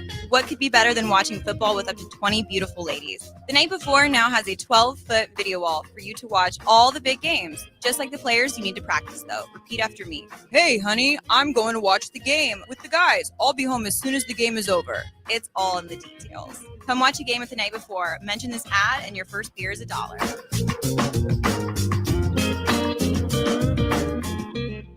Salt Mine City is your go-to brewery in the Haymarket for craft beers and great food. Enjoy a full menu of great items daily for lunch and dinner, like their Big Fatty 7-ounce hamburger or a Reuben sandwich served on Blackstone rye bread. And don't forget their beef or chicken nachos with guacamole, sour cream, jalapenos, and more. Wash it down with one of their 12 beers on tap, including the popular Single Axle Light American Lager. Salt Mine City, now open 2 p.m. Monday through Thursday and 11 a.m. Friday through Sunday at 8th and R. Select Plumbing and Utility has been serving Lincoln and the surrounding area for 14 years, and they're not slowing down. Select Plumbing and Utility handles all your plumbing needs, from faucets and water heaters to full renovations, and they can even help with your heating and cooling needs. They're also Lincoln's underground experts, repairing and replacing broken underground water and sewer lines since day one. Contact Select Plumbing and Utility today at 402-560-6197, assuring excellence in every situation, opportunity, and challenge. That's 402-560-6197. Hey there, this is Paul Scheel, owner of High Electric. I want to thank our friends and loyal customers and introduce High Electric to those looking for a new electrician. We've been serving the Lincoln and Omaha area for over 30 years, from design to install, upgrades, and repair. If you are a homeowner or a small business needing some electrical work, call us at 402-466-6606 or check us out at hyelectric.com. We look forward to hearing from you. Drink locally and support local business during Lincoln's Craft Beer Week, October 11th through the 18th. Great beer, cider, distillates, and more are made right here in Lincoln. For more info, visit lincoln.org/beer-week. Brought to you by Visit Lincoln. Remember to enjoy responsibly. Hey Husker Nation, this is Todd Euler, two-time national champion, here to talk to you about Window World Lincoln. At Window World, we specialize in replacement windows, doors, siding, and roofing. Whether you're looking to enhance the beauty of your home or increase its energy efficiency, we've got you covered. And here's the best part. We offer the best for less. Our team is dedicated to providing top quality products and exceptional service at affordable prices. We want to earn your business and make your home improvement dreams a reality. So why wait? Contact Window World Lincoln today at 464-7313 or visit our website at windowworldlincoln.com. Window World Lincoln, where quality meets affordability. If you're seeking a career with a growing company, Gaina Trucking and Excavating is hiring and looking for additions to their team. Gaina Trucking has a strong team culture, competitive pay, 401ks, and benefits like health, dental, and vision. Drivers are guaranteed 40 hours per week, even in the winter months, and are home every night. Start your career today at Gaina Trucking and Excavating. Apply today at gainatrucking.com. Lincoln's go-to for fun isn't new. It's a place that's been a staple of the city for years and is only getting better. Matson's Bowling and Billiards always has open bowling available with no long lines, unlike other centers. They have live music almost every weekend and great food at EJ's Bar and Lounge, with seating for 150 people. They have popular meals like the EJ Burger, pizza for the whole family, and famous EJ's Wings. Contact Sarah to book a party for friends, coworkers, or family at Matson's Bowling and Billiards, just south of 48th and Holdridge. Rosie's Sports Bar and Grill, open for lunch and dinner at 1501 Center Park Road, just south of 14th and Highway 2. Back to old school with Foreman and Orman on 93.7 The Ticket and theticketfm.com. We're back. Quick segment before we get to the 5 o'clock hour. Jay Foreman, Jason Peter, Austin Orman. We might have to nickname this segment the hot seat for Austin. Since I was not aware that the Savannah, let me get it, Savannah Bananas. There you go. Are coming to Lincoln. Memorial Stadium. Because I thought originally, at least DP said that they were supposed to come in the summer, and then that didn't happen, right? They are coming in the summer. Right when the College World Series starts. Mm-hmm. Well, I've just been out the loop, but it's official, right? It's official. They will play Thursday at Hawks Field at Haymarket Park, and then Saturday at Memorial Stadium. Yeah. Is that a day off for the College World Series? Oh, no. Thursday is opening ceremonies, and Saturday is the day one of Pool 2. So for me, the problem is, okay, building revenue, right? That's kind of been the excuse for this thing, right? So is building revenue more than having the kids look at that field like it's sacred ground, and maybe if they feel like there's something special to that field, they'd be more likely to defend it. Whereas we let pretty much everybody come in here over the last 30 years and take whatever they want out of Memorial Stadium, which is disappointing. You're supposed to, I mean, this is your field, right? Like this is Nebraska corn, like the legends and the ghosts and all that stuff, the guys that have played out there before.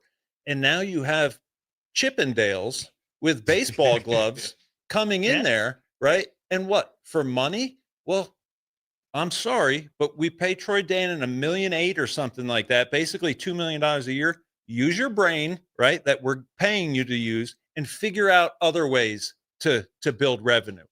Now, some people might say, but there have been concerts. Look, I got no problem. The girls, when they did that event, absolutely. Those are UNL girls, right? They are part of the school. They are part of the athletic program, and they're great at what they do, right? They are, you make the argument that they're the best at what they do. I just think bringing in, like the Harlem Globetrotters and letting them, play. I just think I just think some things have to remain sacred, right? And I just think if everybody, if the kids see that, like, hey, we just don't let anybody come in here. I mean, there's a 50,000 seats stadium up in Omaha that they could certainly play at, right? Like, I don't understand why it's got to be here at Memorial Stadium. I just, to me, it's just, it's not. And I used the reference. I said, it'd be one thing. Okay, World Cup comes around. They want a location. You're talking about the best of the best players in the world, right? Mm-hmm. These guys, and it's not a knock. I have nothing against the Savannah Bananas. I really don't, right? But it's mostly guys made up of, I'm guessing the team is made up of guys that didn't make it to the Major League Baseball, right? And so it's kind of like this second-rate, athlete that you're letting go out there, and it's baseball, it's not even football. So yeah, I have an issue with it. To me, I would like to see Memorial Stadium become sacred again. And does that mean that you can't have a concert in there from time to time? No, I mean, Garth Brooks performed there when we were students there. And he came back not long ago. Right. But you're talking about, some of these entertainers that are the best at what they do, right? To me, this is just, it's a total money grab, and you just hate to see, certain things that have been sacred to this university, to this football program, just kind of fall by the wayside. No, I really appreciate that perspective. And I can't ever feel like that's my home the same way you two did. Right. I can say they let a Yahoo like me down on the field to do a radio broadcast from there, and right. I'm ever appreciative of that fact. And you're right, it is a money grab. I mean, there's no denying that. I guess I've been on the side of, if money is the way that Nebraska thinks it needs to compete, that's the way college athletics is trending. I mean, can we agree that money's the biggest resource right now? Money is important, but we also don't know if this will be sustainable, right? Like we're all kind of crossing our fingers that the NCAA wakes up here and starts to put some regulation in.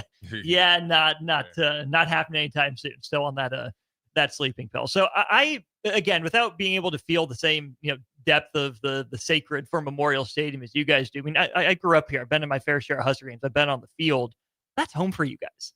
It should be cool and like awe-inspiring for people like me to walk out there and like, holy cow, who else has set foot maybe on this exact patch of turf that I did? Right. It's been replaced, whatever. And like, I totally understand that. I can't argue too strongly against it. I get why Nebraska's doing it. I can understand why you wouldn't want it there. To me, it's a sign, and there have been some other things. The All-American pictures that were once taken down by Billy C. and Stevie P. have also been taken down again now and are nowhere to be seen except in a closet up in the 4th floor, an electrical closet. And that's not right. No, that's not right. And you know what? Maybe if we had an All-American from time to time, right? I mean, what happens if one of these kids that's down there right now becomes an All-American, right? Like, wouldn't you want, even as a coach, as an athletic, wouldn't you want him displayed down there? You know, a nice portrait that they do of all the All-Americans, but they're not. They're up in a 4th floor closet, an electrical closet, all these oil paintings, just waiting for some spark to come out of like a generator or something, and the whole building's going to go up. You know, I just think it's do not forget who we are, where we came from. Don't disrespect. You wouldn't be here without it. Don't disrespect the guys that blood, sweat, and tears and all. You know, like there's got to be something that I think are off limits. Sure, I'm with it. Fair enough. I'm with it. Yeah, which might make sense. I think that they're playing the first one at Haymarket Park. There's multiple games. Yeah, so Thursday is at Haymarket. Okay, and then Saturday is at Memorial. Which, when I heard they announced the game at Memorial, my first thought was, well, why don't you just play it at the baseball stadium? Right. Which they're doing first. But I mean, 10, 11 times more people. Yeah, but only if which it's is the to off Jason's day. point, the money grab. Yeah. Right. And it's not even an off day. So. Oh, yeah, that's why. I mean, because they do take a break in baseball, right? Like the World Series, they do have is that Sunday? Well, just travel day. Yeah. Travel day. Yeah. No, I'm saying during the College World Series, they do take it all depends. Well, at the end, it's alternate, but you'll have, because you have like the 2 different groups of 4 that alternate their days until they get the mandatory day off at the end and then the championship series. I thought it was, but this is the very start. Yeah. We'll see. Yeah, I didn't know about the. Yeah, they're down again. Yeah, not good. Not good. Yeah, I didn't know that. I didn't know. I don't even know. Like, don't you want, your players to be walking through the hallways and see stuff like that? Like, I want my picture up there. I remember that, those pictures used to be right outside our locker room, right? Yeah. Like, so something you to work toward. You walked by them all. Absolutely. Something to work for, right? Mm-hmm. It's not just about getting a bag, right? It's not just about the money. Like, at the end of the day, nobody's going to remember how much money, that they gave you, right? Like, there's only one guy that we all kind of would remember for a while, and that's Dylan, right? Because he's getting $3+ million a year. But like, I couldn't tell you what Ja'Cory Barney's making, right? But I'll always remember if he becomes an All-American and his picture's up there in the stadium. Mm-hmm. I used to always see. Remember Wondermont? Yeah. Oh, that fro he had on there. Incredible. Maybe the best Husker afro. It's the inspiration right now. Wondermons. I just remember looking like Wondermons. And obviously the stadium, the building has changed, right? Like, and I think those portraits kind of all like had the thick like mahogany kind of frame. Yeah. Hey, you want to modernize it, then you just go buy new frames. Go down to Michael's or whatever and get some new frames. You put the portraits in glass or something. To make it fit the building, but. I just think it's disrespectful to all the guys. And I mean, there's a whole wall of guys, from the time that Nebraska first walked out onto the field. I just think it's something that should be used as motivation for guys, inspiration, absolutely, respect, honor, all that stuff. Yeah, they had the captain's pictures up there too, right? Yeah. I see my ugly mug up in there. Yeah. Bald headed too. Yeah. Not anymore. Jason, what do you think he's letting the hair go? He looks good. Hey, yeah. Right? Jay was my inspiration to start wearing a hat, and then he started growing his hair. I was like, what the heck, man? Farley tried to tell us that we didn't look good with bald heads. Oh, I said, Farley, you're the only one that didn't look good with a bald head. Little dude.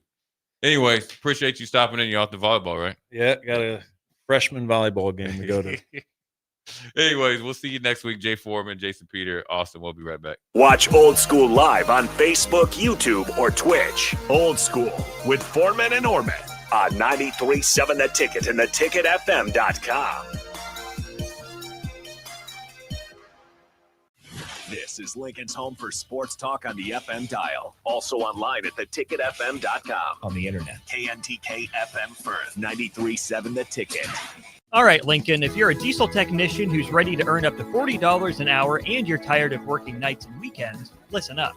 Inland Truck Parts and Service is hiring experienced diesel technicians right here in Lincoln, and they're offering what every hardworking tech wants. Monday through Friday hours, no nights, no weekends, and paid training on advanced diesel technology. With 37 locations across 12 states, career advancement opportunities are endless. Start building towards your future and apply today at inlandtruck.com. That's inlandtruck.com. Or text APPLY to 785-369-1320.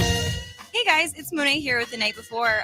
What could be better than watching football with up to 20 beautiful ladies? The Night Before now has a 12-foot video wall for you to watch all the big games. Just like the players, you need to practice though. Repeat after me. Hey, honey, I'm going to watch the game with the guys. I'll be home as soon as the game is over. It's all in the details. Come watch a game with The Night Before. Mention this ad and your first beer is $1.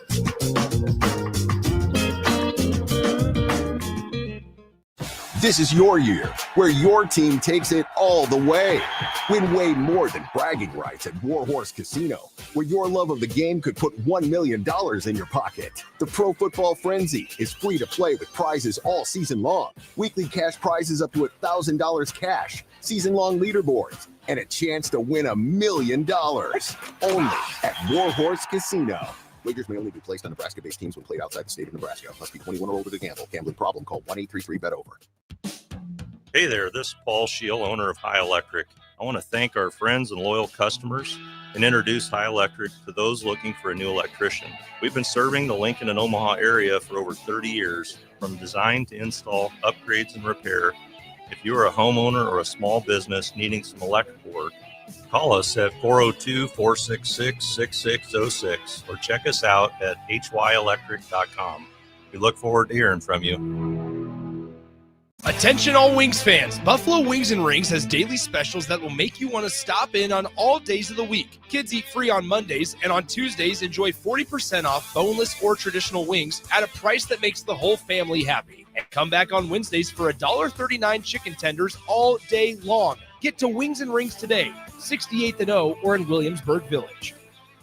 Lincoln's go-to for fun isn't new. It's a place that's been a staple of the city for years and is only getting better. Matson's Bowling and Billiards always has open bowling available with no long lines, unlike other centers. They have live music almost every weekend and great food at EJ's Bar and Lounge, with seating for 150 people. They have popular meals like the EJ Burger, pizza for the whole family, and famous EJ's Wings. Contact Sarah to book a party for friends, coworkers, or family at Matson's Bowling and Billiards, just south of 48th and Holdridge. Mike, I've been thinking our house could really use a makeover. How about new siding? I've been thinking the same thing. Have you heard of James Hardy? Yes. Sarah down the street had Roofing Service Company install James Hardy siding on their home, and they love it. Roofing Service Company does have great reviews. They took her through the design process and made everything super easy. Roofing Service Company offers expert design and installation. Couple that with James Hardy's durable products and variety of colors, you and your family will love your exterior remodel. Just visit roofingservicecompany.com. That's roofingservicecompany.com. Did you know that deer collisions are covered under the comprehensive portion of your car insurance? That means, like with hail damage or vandalism, since they are out of your control, they don't usually raise your insurance rates. And that's a good thing, since most deer don't carry liability insurance. At Eustace Body Shop, we fixed all kinds of animal collision damage, from cows to raccoons, bobcats, and even turkeys. We can't do much for the animal, but we can get your car back on all fours and looking like new again. The most recommended Eustace Body Shop. That's who we are. Load up on meat and more this spring at the Mercado by Certified Piedmontese, with great selections of T-bones, tomahawks, ribeyes, filet mignon, brisket, sirloin, and so much more. The Mercado has locations at 84th and Havelock, 30th and Yankee Hill, and now 85th and Old Cheney in Lincoln, where you can have $2 draft beer every Thursday night from 4 to 8 p.m. and half-price espresso drinks on Fridays from 8 a.m. to 2 p.m. Get to the Mercado today for the best meat in town. Comfort food, but make it vegan. At Rutabagas, they're serving all your crave-worthy classics. Mac and cheese, loaded nachos, Philly cheesesteaks, all 100% plant-powered and 100% delicious. Catch them at their cozy spot at 70th and Vine, or find their food truck rolling through the streets of Lincoln. So whether you're vegan, veg curious, or just hungry for comfort food with a twist, Rutabagas has a plate waiting for you. Find them on Instagram for their food truck location and specials. Rutabagas, where comfort meets compassion. Coming at you live from the heart of Lincoln, America. This is Old School, sponsored by the Mercado by Certified Piedmontese. Nebraska Football Hall of Famer Jay Foreman and Austin Orman. Old School with Foreman and Orman on 93.7 The Ticket and theticketfm.com. What up, we're back, 5 o'clock hour. Jay Foreman, Austin Norman. Want to give a shout out to Jason Peters stopping in, dropping some knowledge, defense, and obviously some stuff. All things happen over there at the university, so we appreciate him coming in, being every week, and obviously have a wealth of knowledge. We got to get him in some more We got to get him in. Try to get Jake and Nick. I know Nick's listening, so good. I'm glad you're listening. Get Nick to actually get off his butt and sell it, so we can do like a film session in there, a player film session. Talk about the stuff we're going to talk about. Now we got a little Black Shirt breakdown, White Boy Wednesday. Let me just say, I didn't say this our previous segment. Huh? I don't hate these Savannah bananas as much as Jason Peters seems to. Yeah. I'm not a fan of bananas in general, though. Your boy can't eat bananas. Yeah, I get a cramp. Nope, I can't do it. you can't. I used Can to you eat drink bananas pickle like juice? crazy. Oh no, those are two of the things I hate most in this life: bananas and pickles. Yeah, I mean, no cramps for me though. Yeah, I think it'll be hard. I mean, I guess I do see his point. I do for real. It's and I think the base is another sport, but then everybody's like, well, you let volleyball. I mean, I think at this point, is anything's up. I mean, you got to try to find a way to make money, and that's the thing that sucks because, it's a state of college football. This is not just a Nebraska thing. I mean, I'm assuming so. Yeah. We'll see how it goes. All right. I probably will not be into. I'm not a big baseball guy, anyways. I do like playoff baseball, but no offense against Savannah Bananas. There you go. I'll be respectful enough to get their mind right. All right, business. Did not mean to distract you. I apologize. Yeah, it's all right. The football all right. business. Yeah, we got a little Black Shirt breakdown, Whiteboard Wednesday. We'll talk about. Jason talked about it as well. In Minnesota, this is right here. We got it right here. Get the little thing up. Let me do red. Red to show up. Okay, this right here is the boundary to the left if you're looking on the stream. To the offense is left, defense is right. Minnesota, for whatever reason, has made hay running to the boundary. The year that they were really, working out Ohio State over at home, they were killing them with the boundary runs. And the one thing that you're seeing here, you have 12 personnel, right? Young quarterback. This is the running back that is questionable at best. 2 tight ends. Here's a tricky thing that you should know if you're watching on the stream. I call it an inverted, like an H-back or wing, right? So a tight end wing or whatever you want to call it. I know they have all these fake or fancy names. So what happens is they have the tight end displaced almost to the slot on the line of scrimmage, the wing in the tight end position. All they're trying to do is influence my boy 92 right here on his alignment. He did a really good job of splitting the difference. And the reason why he's playing off of 2 feet and not in the 3-point stance is so he can see the whole picture. So it's a good job. This is what you're going to see against Minnesota. Depends if Taylor or not, but this is a formation that they'll run. They'll come out in 12 personnel. Ohio State is in, I'll call it a special bear front. That's 3 defensive linemen, 2 outside linebackers. It could be diced up as it's a bear front because you have 3 defensive linemen, 1 outside backer. He's actually a defensive end, athletic enough to be on 2 feet. Another linebacker out here on 2 feet. It's a bear front. Nebraska ran this against Michigan, right? Stop the run. Now you have 1 linebacker right here who's really good, Styles. And then you have the X factor. I'll just put him right here. And he's going to be he's the dude. And this is where he's hiding himself behind the ref. He's doing that, but you're allowing, he's playing it like I call it an inverted safety position. He's just out there to make plays. He knows exactly what he's doing with Caleb Downs. He knows exactly what they're doing, but they're putting him in positions that he doesn't have to take on a lot of alignment, but he can make a ton of plays. And so that's what makes this defense go here. And we'll go to the next thing right here, next clip. And I just highlighted it here. I was doing some work there last night, Austin. I could tell. Yeah, right here. And it's this wing here, right? It's got to be the tip. You know what the other tip is, Austin? What's the other tip here? Okay, just to let you know right here is this receiver right here. Really, just number one, he's actually doing nothing. But only thing he's telling you that it's a run.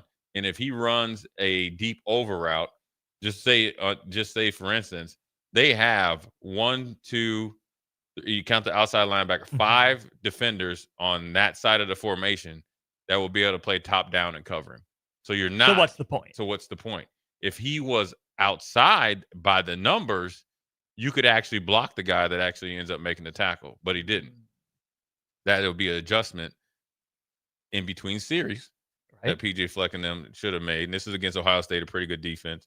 And as you see this play right here, They pulled the tackle, and that's only based on the defensive personnel and formation, and that is predicated on what? The inverted or flip wing formation, right? And you see what they try to do. They tried to influence 92 because 86 is out there going to block, guess what? The turf monster. I was just saying nobody. Yeah, Who nobody. could he possibly He's block? He's trying to get you to run out of there. The running back is kind of reading you. That's why he keeps it play side. Because if you run out of there, they feel like they have a one-on-one block here, and then it's you against this linebacker right here. They know it's zone, right? But now it's not. Now he has to run play side, which is the right side. But look at this right here. Win right there. Win right there, unblocked. And the guy that's coming to block him is pulling from far away. And that, like we talked about earlier in the week for Nebraska and Maryland, hard for your guy to get over there that quick against an athletic edge player. Right. And so this works right to Ohio State. And then on top of it here, Austin, Caleb Downs is coming downhill. Right. And so this is where you're able. Now, you see this line of scrimmage right here? It's on the 35. Okay. Ohio State guy across the line of scrimmage, taking on a double team, winning. If you saw this on the video, which I'll post or tweet out or whatever from my YouTube, this guy right here knocks him 2 yards back in the backfield. So that's how you win against this run. You'll see this, and they run it 3 different ways. They run it the same way, 3 different formations. So the 49ers effect sort of thing. Yeah, and because it's one of their staples. And I just highlighted the offensive line, and then also was able to highlight right here this guy knocking him back. You talking about knocking? We used to call it burping him, right? And look at him; he's got his numbers facing the sideline. How do you do that? We'll ask Jason next time. But one of the things you do is you got to attack the clavicle, not the pad. The clavicle right here, or what is this called? The collarbone? Yeah, clavicle, collarbone. Yeah, that's how you knock those guys back. Well, and that probably comes from a good first step too. Good get off, being explosive with it, not standing straight up at the snap. Oh yeah, and that's mano y mano right there. So now he had just made you essentially keep the play side. Look at his outside linebacker, square pads across this line of scrimmage. Look at this receiver. Look at that. He ain't trying to block nobody. Look at this. You know what I mean?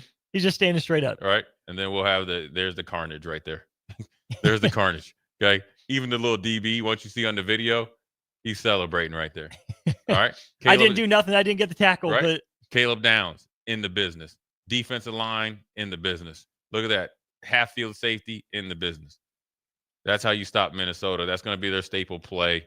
Running to the boundary, which is here. The ball started on this hash, running to the short side of the field, because if they're able to get that soft edge, they essentially block everybody. It's an old kind of, I'll date myself, Green Bay Packers, get a seal here, get a seal here, and you run the alley. Now we're on to the next thing. This right here is probably one of the coolest things that I saw Ohio State do against Minnesota. And you only do that if you have a dude that can beat somebody one-on-one, right? And that's your boy Jackson right here, number 97. Now you do this, right? Now generally cover 2 is your rush 4. You'll have a middle runner against the seam, and essentially turns into a 3 deep, right? And it allows the 2 safeties, which are right here, to play top down over number 1, right? But here's what Ohio State did, which is pretty cool. Okay, so they're rushing 3 guys, right? But it looks like what, Austin? Bear front. Yeah, you got the 5 guys right up there on the line of scrimmage. Yeah, and it looks like the bear front, right? So that means you're trying to dictate from a defensive standpoint the offensive linemen and the running backs blocking count. Trying to create a one-on-one somewhere, right? Because what they're doing is instead of having 1 or 2 hook droppers by the linebackers, right? They have 1, 2 middle runners against the seam. The hardest thing to do as a middle runner, Austin. So you turn that into almost quarters? Yeah, but it is quarters, but it's a different way to get there. But you're doing it with your underneath coverage, with over the top. You're pretty much just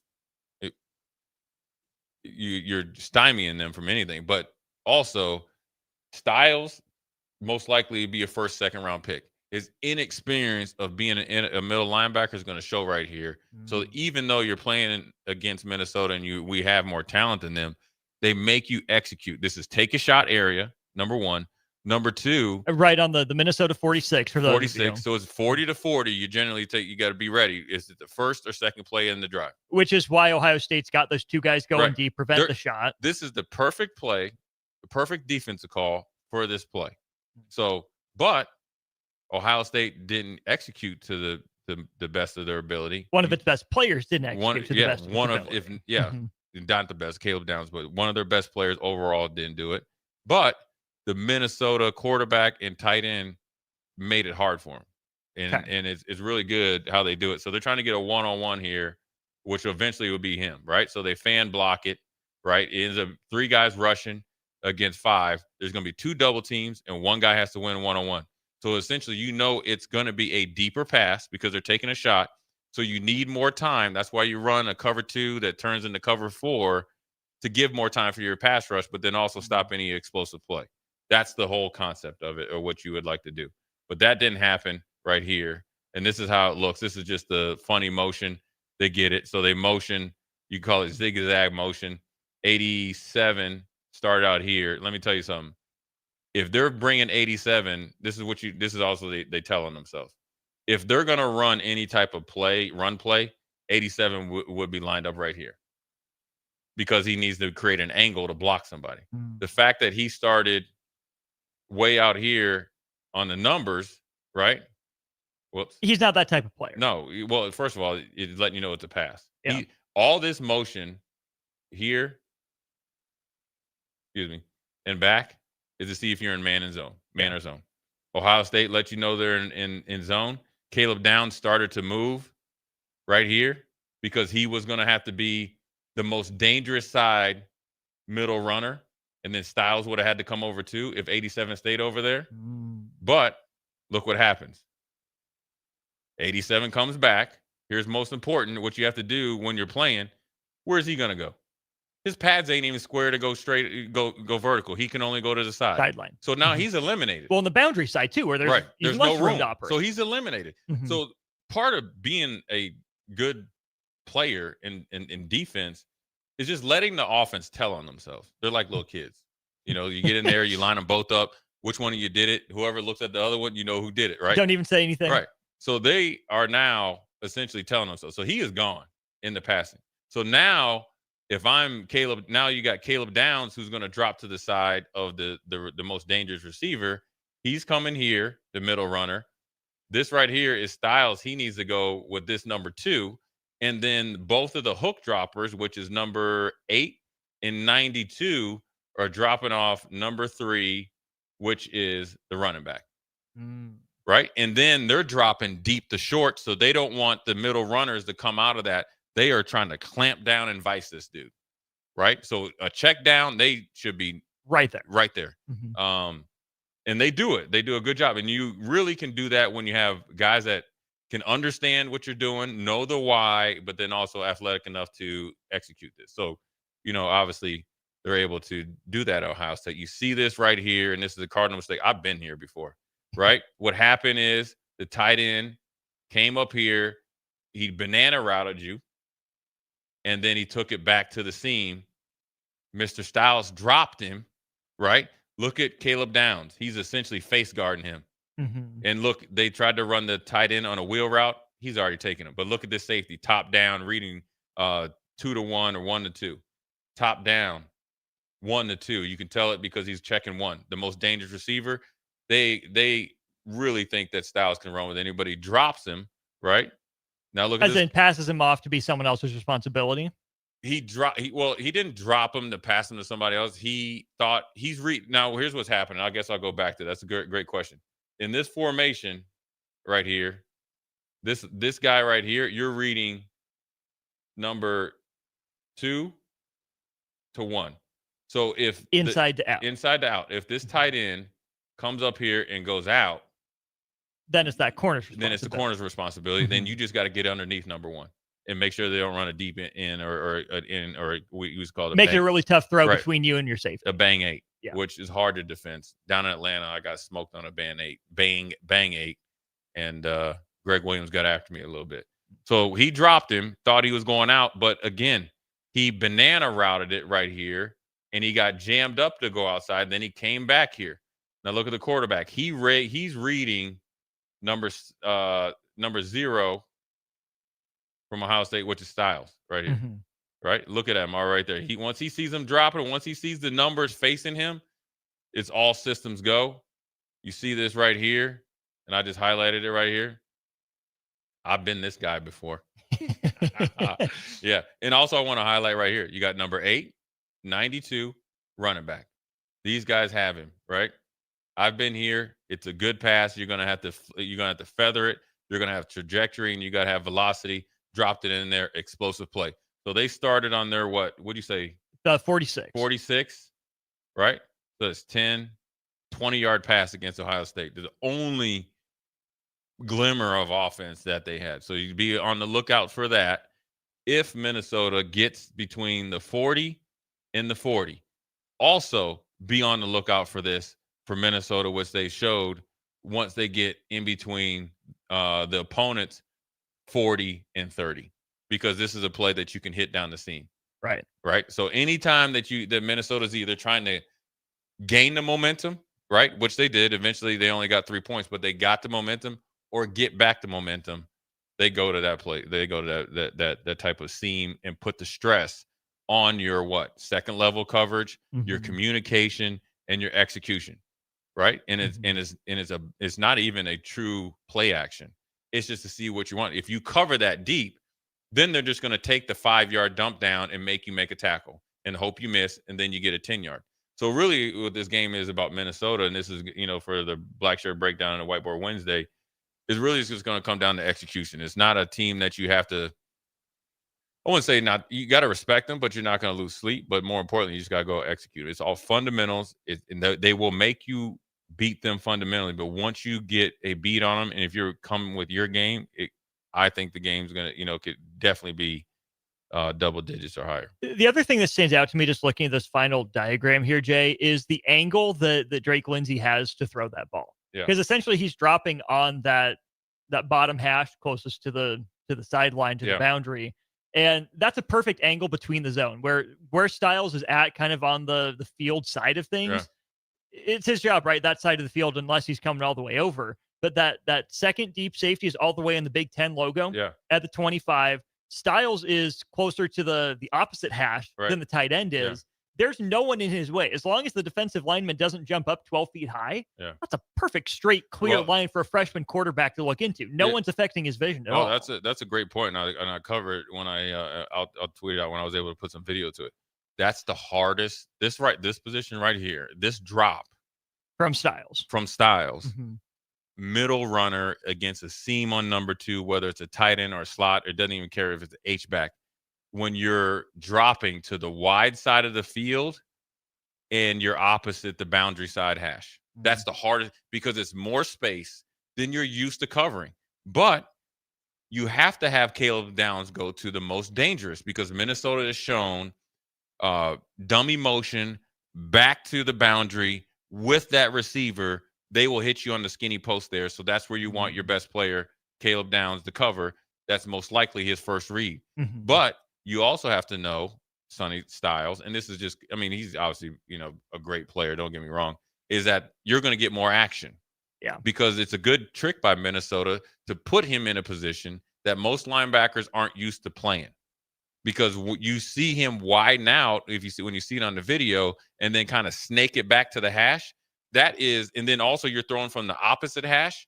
It actually is more space than what Austin is talking about here. If you can see it in the stream here, which is excellent, is this safety is out there by the Big Ten logo. He's worried about the receiver on the opposite numbers. So the hash, you're always running down the hash, but when you're not in the middle of the field, it actually almost becomes on the Big Ten logo for this middle runner. And that's why you have to be on that hash. It's a lot of ground to cover. Well, especially too when Minnesota did, like you said, bananaed it and then snaked it back around. I mean, they deked you. Yeah. You fell for it. Right. And he did a good job. You'll see it on the video when I get it, is he showed his numbers going to the sidelines. That's what at least that's what I was taught. Once you see his numbers kind of go towards the sideline, but it was kind of like a 45-degree shoulder turn. It wasn't totally 90 degrees. And then you could think you're going to square up, but you also have to understand 92 and 8 are down on 3. So I'm going to make I'm going to err on the side of I'm taking away any deep pass. Which is kind of the point of cover 2. What is kind of the point of cover 2 that goes into a makeshift cover 4? We used to call it. We ran this in Buffalo. We used to call this cover. What we call bingo 2. That's what we called cover 2. Bingo, right? Maybe Wade or whatever had good luck with bingo. Bingo double. So it's double cover 2. So you'd have 2 linebackers that could run. It was Sam Cowart and Marlo Perry. And when I got in, it was myself and Sam Cowart, Marlo Perry, or Big Bang Hank Henry Jones. And that's how we were able to kind of makeshift cover 2 and allowed, Keon Carpenter and Kurt Schultz to do the thing. So before we go to break, I do want to get to this from Sean in DeWitt. On a lighter note, Jay, I misheard you. So for 30 minutes, I've been giggling about White Boy Wednesday instead of Whiteboard Wednesday. We can do White Boy Wednesday. Get that sponsored. Yeah. I mean, the first 2 candidates I could think of for White Boy Wednesday, Nick Sainer, Jake Sorensen. Those are your first 2. Harrison Orange is here in studio. Harrison? He got some flavor to him? He got more flavor than those 2. Okay. Yeah. I mean, Jake's got to be candidate 1. Jake is for sure ace in the hole number 1. When you say I got 6 books with a possible 2, Jake's the number 1. It's Whiteboard Wednesday, man. I know people always say that I need to stop mumbling, so I apologize with that. But that's pretty. But if you don't mumble, we don't get White Boy Wednesday. I know, and I will tell you this: if they go get White Boy Wednesday sponsored, I want 10%. 10%. Make it 20. Make 20%. Make it 20. Yeah, come on. 10% or 20%. You're an ally to my people, Jay. Yeah, 20% the first month. 10% there going just ongoing. So appreciate you guys listening to Whiteboard Wednesday, Black Shirt Breakdown. I'm going to post the videos, about 3 minutes each, talking about the nuances of the run play and also the pass play that you will see Friday night at some point between 7:05 to kickoff and 10:30 butt kicking by the Nebraska Cornhuskers against the Gophers. Austin Orman, Jay Foreman, Old School. We'll be right back. You're listening to Old School with Jay Foreman and Austin Orman. Download the mobile app and listen wherever you are on 93.7 The Ticket and theticketfm.com. Load up on meat and more this spring at The Mercado by Certified Piedmontese with great selections of T-bones, tomahawks, ribeyes, filet mignon, brisket, sirloin, and so much more. The Mercado has locations at 84th and Havelock, 30th and Yankee Hill, and now 85th and Old Cheney in Lincoln, where you can have $2 draft beer every Thursday night from 4 to 8 p.m. and half-price espresso drinks on Fridays from 8 a.m. to 2 p.m. Get to the Mercado today for the best meat in town. At Fairway Meat Market, your family. And as part of the family, they want to save you money on your meat and groceries. Now through October 19th, enjoy USDA Choice T-bone steaks for $13.99 per pound. Whole short loin, $9.99 cut and wrapped for free. Bone-in smoked pork chops, $4.99 per pound. And Michelob Ultra 24 packs, $19.99 each when you buy 2. That's all at Fairway Meat Markets in the Rockledge Square Shopping Center, just south of 84th and Van Dorn. Empower a child today with the Teammates Mentoring Program by building a relationship based on strengths and chart a brighter future 1 week at a time. Find out how you can be a mentor by visiting LincolnTeammates.org. Become what you needed as a kid by joining the Teammates Mentoring Program today. Mike, I've been thinking our house could really use a makeover. How about new siding? I've been thinking the same thing. Have you heard of James Hardy? Yes. Sarah down the street had Roofing Service Company install James Hardy siding on their home, and they love it. Roofing Service Company does have great reviews. They took her through the design process and made everything super easy. Roofing Service Company offers expert design and installation. Couple that with James Hardy's durable products and variety of colors, you and your family will love your exterior remodel. Just visit roofingservicecompany.com. That's roofingservicecompany.com. Comfort food, but make it vegan. At Rutabagas, they're serving all your crave-worthy classics. Mac and cheese, loaded nachos, Philly cheesesteaks, all 100% plant-powered and 100% delicious. Catch them at their cozy spot at 70th and Vine, or find their food truck rolling through the streets of Lincoln. So whether you're vegan, veg curious, or just hungry for comfort food with a twist, Rutabagas has a plate waiting for you. Find them on Instagram for their food truck location and specials. Rutabagas, where comfort meets compassion. Rick Heyman here from Sartor Heyman Jewelers. I want to personally thank our great customers for voting us once again the best of Lincoln. At the same time, we're celebrating our 120th year in business in the great state of Nebraska. You can count on Sartor Heyman for the very best quality, value, and customer service. When it comes to your jewelry needs, visit us at South Point, Grand Island, and the Outlet in downtown Lincoln. Visit us today at sartorheyman.com, and thank you for your continued trust after all these years. When it comes to concrete, Stevens & Smith Construction doesn't stall. They go for the takedown. As Nebraska's full-service concrete contractor, they stay in bounds, hold inside position, and never forfeit quality. Whether it's foundations, flatwork, or concrete coatings, they elevate performance and pin down results that win every time. Stevens & Smith Construction is a proud sponsor of Takedown Tuesdays on 93.7 The Ticket. Because when it's time to wrestle with concrete, Stevens & Smith Construction slams expectations. Attention all Wings fans. Buffalo Wings and Rings has daily specials that will make you want to stop in on all days of the week. Kids eat free on Mondays, and on Tuesdays, enjoy 40% off boneless or traditional wings at a price that makes the whole family happy. And come back on Wednesdays for $1.39 chicken tenders all day long. Get to Wings and Rings today, 68th and O, or in Williamsburg Village. Schweizo Construction is now hiring for skilled craftsmen, steel erectors, concrete workers, and general laborers. Schweizo Construction offers great benefits like premium wages, health and dental insurance, paid holidays and vacation, 401k with company match, life insurance, and disability insurance. They pride themselves on a legacy of 40 years built on integrity and trust.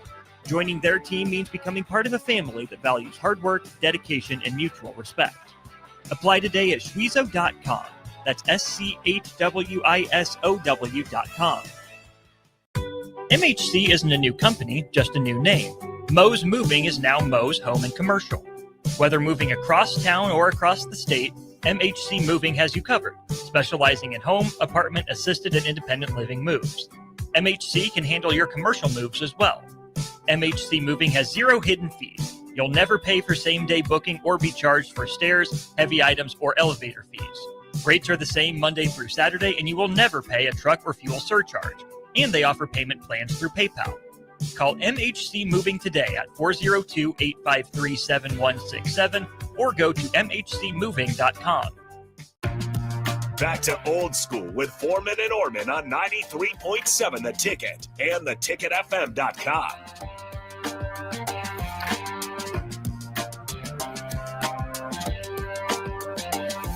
Jay Foreman, Austin Orman, second segment, 5 o'clock hour, Old School. Let's see, we got some text here. Appreciate you guys. John in Cortland says, my stuff ain't pulling up. Big Bang Hank, yes, we did rang. It's true. What? On the text line. I know, mine's suspect. Questionable at best? Yeah. Jay, you jumped quick to Jake Sorensen for White Boy Wednesday. Yeah. Who wouldn't? Jake. Who wouldn't? Hey, man. Jake he all right, though. In bits and pieces. 2577 just got 10% off at Sartor Heyman Jewelers thanks to the ticket. Congrats. It's what we do. We hook you up. You Yeah. listen to us. We find you money. So Big Bang, hey, so you rang, so he's a part of White Boy Wednesday? Well, you said Big Bang Hank, your boy Henry Jones. Yeah. Well, everybody wants to be Henry Jones, boy. Henry Jones broke the bank. And big shout out to his daughter. She's an Olympic sprinter. Hello. Hurdles, yeah.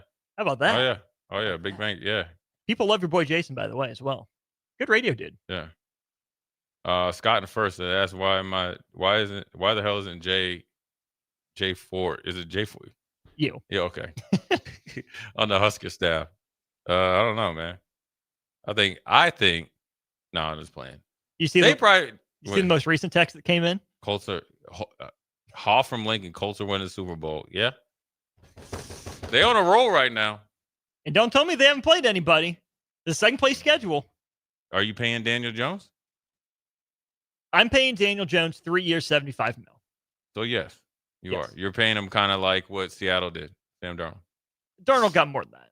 I mean, no, but I'm saying that type of deal. Similar. Yeah, you're not paying him franchise. You're paying him really good quarterback money. Hold over till we, I guess, draft somebody else. Pretty much. Yeah. Yep. And when they draft someone, it won't be a first-round guy. It'll be a, hey, we'll take this project guy in the third round that maybe he slips for some reason, but Daniel Jones, good. you can mentor. Yeah. You know, we want you in the building for him. You'll still probably be better than this kid in 5 years, but give him a chance. Yeah. Hey, man, big shout out for the Colts to take some cojones to put your top 3 pick on the bench. I do have to give you props for being more optimistic about my team than I was. You know, so I'm closer to in on them now, but can you understand my skepticism from before the year? Can you understand where I was coming from? I don't know much. I don't know much. Heck, I didn't even know the Savannah Bananas was coming. I was disappointed to be informed that the All-American. First of all, I wasn't an All-American. But I liked it. I did like seeing my captain picture up there. Like, damn, that dude not just playing. All Americans pictures were upstairs. I don't know much, but I know football. And I know Daniel Jones, just like I said about Baker Mayfield, is better than what people give him credit for. I was on record a long time ago said Carson Wentz is not that guy. Correct. I think Daniel Jones is great in this vacuum, or not great, but good in this vacuum. I think he had a really good year. Took him to the playoffs, doubled down with it. They gave him more money, and then traded his essentially get out of jail free card and Saquon Barkley. And I think those two together were magical. Now, obviously, Saquon went on to win a Super Bowl, but then you're like, hey, Daniel Jones, 6 games later, you're now no longer our franchise quarterback after we just gave you $40 million. How does that work? A year? And then now you have Jackson Dart, who's essentially fast tracking himself into concussion protocol. Him and Scatterboo, the 2 frat boys, will be in concussion protocol within 2 weeks. Scatterboo popped out of the womb in concussion protocol. Well, look at that dude. He's trying to get there, like fast, and he needs to make sure. As an NFL linebacker, you see Jackson Dart running the way he is. Like, at some point, you're like, dude, you made me do this. You're asking for me to light you up. The worst thing Jackson Dart can do is don't try anybody. If you're running and you have your little thing, run out of bounds. Because I'm telling you, somebody's going to catch you slipping, and you will be put to sleep immediately. Scatterboo, not so much, but Scatterboo needs to understand is great right now. This is what, we'll just stay in the NFL stuff now. We'll talk a little bit about Minnesota. I will give you your score prediction. I forget who asked deep down in the text line. I will give it. Where Scatterboo is going to run into trouble is you don't know if the coach is still going to be there next year. Now you have more. Now you keep doing what you're doing, he will be. It's great that the fans love you right now. You're running hard. You're looking for contact. It's great. It gets you on ESPN and all that. But you ain't winning no games. And that style will wear out soon. So you better start understanding the business side because you will become a dime a dozen. You don't do enough to – you're right. So now you need to add to your game and be that X factor out of the backfield. Make guys miss. Be really physical on third down passing situations. And then you'll be able to get vested and have a long career. How about this, Jay? We got someone on the Honda of Lincoln hotline. We got a phone caller. Who is it? Let's see what this is about. Brandon, hello. Welcome into Old School on the Honda of Lincoln hotline. What's on your mind? I have a quick question for Jay. Back in 97, let's see if you can remember that far back, at halftime. Brandon, he just buried his head in his hand, so you're off to a hot start here. What did I do? When you were at midfield at halftime and Peyton Manning was standing there absolutely in shambles, what did you say to him before you guys went to the locker room? I cannot. Where were you at to see that, Brandon? I would have been, let's see, I would have been 9 years old sitting in front of an old school console TV watching that game. And I rewatched it here a couple weeks ago, and that caught my eye that you had said something as you were going off the field at halftime to Peyton Manning, and he just looked at you like, oh, man, I got to go through another 2 quarters of this. Yeah. That's a great memory. I'm glad you remember that, man. Thanks for the call, what Brandon. I said, I cannot say on radio. I can tell you that. I knew Peyton when his dad Archie played for the Vikings. We weren't like friends or anything. Actually, Marcus Nash played on that team. He ended up being a first round pick from to the Broncos. Was on that team. Me and Marcus Nash played AAU together against each other. And Jonathan Brown, who was a defensive end. And then I kind of, I saw we saw Peyton Manning the first night we got down to Miami. So we always had one night to go kick it. Mm-hmm. We saw him. It was him, Trey Teague, and all that.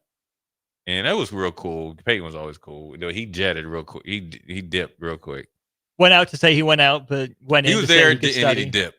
And then, as we're walking in the locker room, I was just messing with him a little bit. But the problem is this.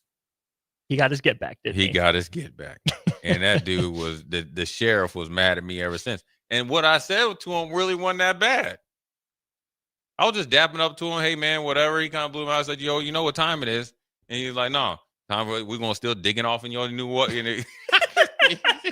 That's exactly. So 30 minutes of digging off. I said, you know what time? I said, you know what time it is? And he's like, no, what time is it? I said, well, you about to see, we're about to dig off in you again here in about 15, 20 minutes. And then no big deal. Then I dapped up with him after the game. Man, he got a memory like an elephant. That dude was throwing at me. I'm thinking Marcus Pollard, the Dallas Clark, the other dang Dallas Clark one. They must have you know what? They was checking. Man, I was sorry. They probably put edge on you at one point out of the backfield. That ain't happening. Now, Edgerrin stiff-armed me and punched me. They must have had the whole offense mad at me still. Seriously. I'm thinking about it right now. Let me see. I punched Tarek Glenn in the stomach, dropped him like a bag of sack of potatoes. He had that big old gut. Yeah. You just punched him in the stomach. He fell right over. He came after me. Jeff Saturday? He cussed Jeff Saturday out because hold on. Peyton, I got a good quarterback hit on Peyton Manning. And actually I got the player of the game. We ended up beating him or whatever. And he cussed Jeff Saturday out. Right. I remember this now. Because the offense was out there is so quiet. He was cussing him out. I was like, how you let him beat you like that? It was a gut blitz. I swam and hit him. And he cussed Jeff Saturday out, man. He's like, how you let him beat it? Dang, Peyton. If I see you up in Omaha, I'm going to ask you, man. I'll pull you aside, man. Let's have a drink. Let's sit down and talk, man. Did you think I was sorry or something? What was it? But was it really about 98? January it had to 98? be about that, man. But why you ain't mad at everybody else? You ain't mad at Grant. He didn't see everyone else's offense. That is true. Payback was a mug. But there was a couple, though. He tried me with Marvin Harrison. No go. Sorry. Yeah. No, we ain't having that. Let me see. Then I did get my get back, though. Hello. Oh, yeah. Hello. Now that I got my personal get back, they still won the game. He kept trying me with Marcus Pollard. But then there's the same game. I kicked Marcus Pollard in his head. What can you do? It was just bad. You know what I'm saying about the Colts, man? It was just like they were so good. And Houston it was just like I was just tired of them dudes, man. And I was tired of them Peyton doing that stuff. Would Peyton define you as roguish? He probably didn't even remember. You don't even remember that. But I got busy against him a couple times. He probably was like, this dude talking way too much junk. Right? And the bad part about it was the play that he hit on Dallas Clark was the play after Gary Walker didn't kill. I was about to kill Peyton Manning. I was going to murder him. Because he didn't really see me. Because he had to step up, and it was good night, Irene. I was trying to go to the head rack. I would have probably been about $50,000 less, but I was trying to knock. But it might have been worth it. Yeah, hypothetically. Then he hit me over the head, and then I think the next year they ran it's like a flat 7 cut. It's 0 coverage, so it's just like it's gamble, feast or famine. Now I read the route, and he put the airlock brakes on me, back shoulder, and he got me. What can you do? But it might have been since that. Or he just thought like this dude, this check 56. You know how they, you know what I mean? Mm-hmm. You know, they said Josh Allen, speaking of White Boy Wednesday, used to check milk when a white linebacker's out there. Did you ever see that? Yes. Check milk, check caramel. Check caramel. He had everybody up against me. Let me see. I'm trying to think, man. Brandon Stokely, his little DDT, his big old head. But yeah, Marcus Pollard. You ever face Austin Collie, or is that just after? If he was on the team, it was Marcus Pollard. Let me tell you what happened with Marcus Pollard real quick. We were playing in Buffalo. I was with we actually ran cover 2. Bingo 2? No, man, it was regular cover 2. Okay. And this is the problem. The way that they ran cover 2 with Jerry Gray and Greg Williams, the safeties didn't have to make no plays. Right? So I had to drop 1-to-1 check opposite 2, and then I had to like center field turn. Like it on your horse. And go get Marcus Pollard. Well, we ain't got no pass rush. Right? None. He's 6. Marcus, if you don't remember Marcus Pollard, he's like what, 6'5", 6'6"? Because he played basketball with Bradley, right? Something like that, yeah. Yeah. Long old arms. I kind of fight it up through there. Touchdown. I was hot. I cussed Gary. I cussed Jerry Gregg out. I cussed Miles Aldridge out, the linebacker. Cussed my boy, one of my best friends, Keon Carpenter, out. He's like, I wasn't even on that side, so I cussed my man Daryl Porter Sr. out. Oh, everybody got the business. You were the can man. Yeah, but you know what? That's what Peyton said. That's the can man. Anybody can get it against him.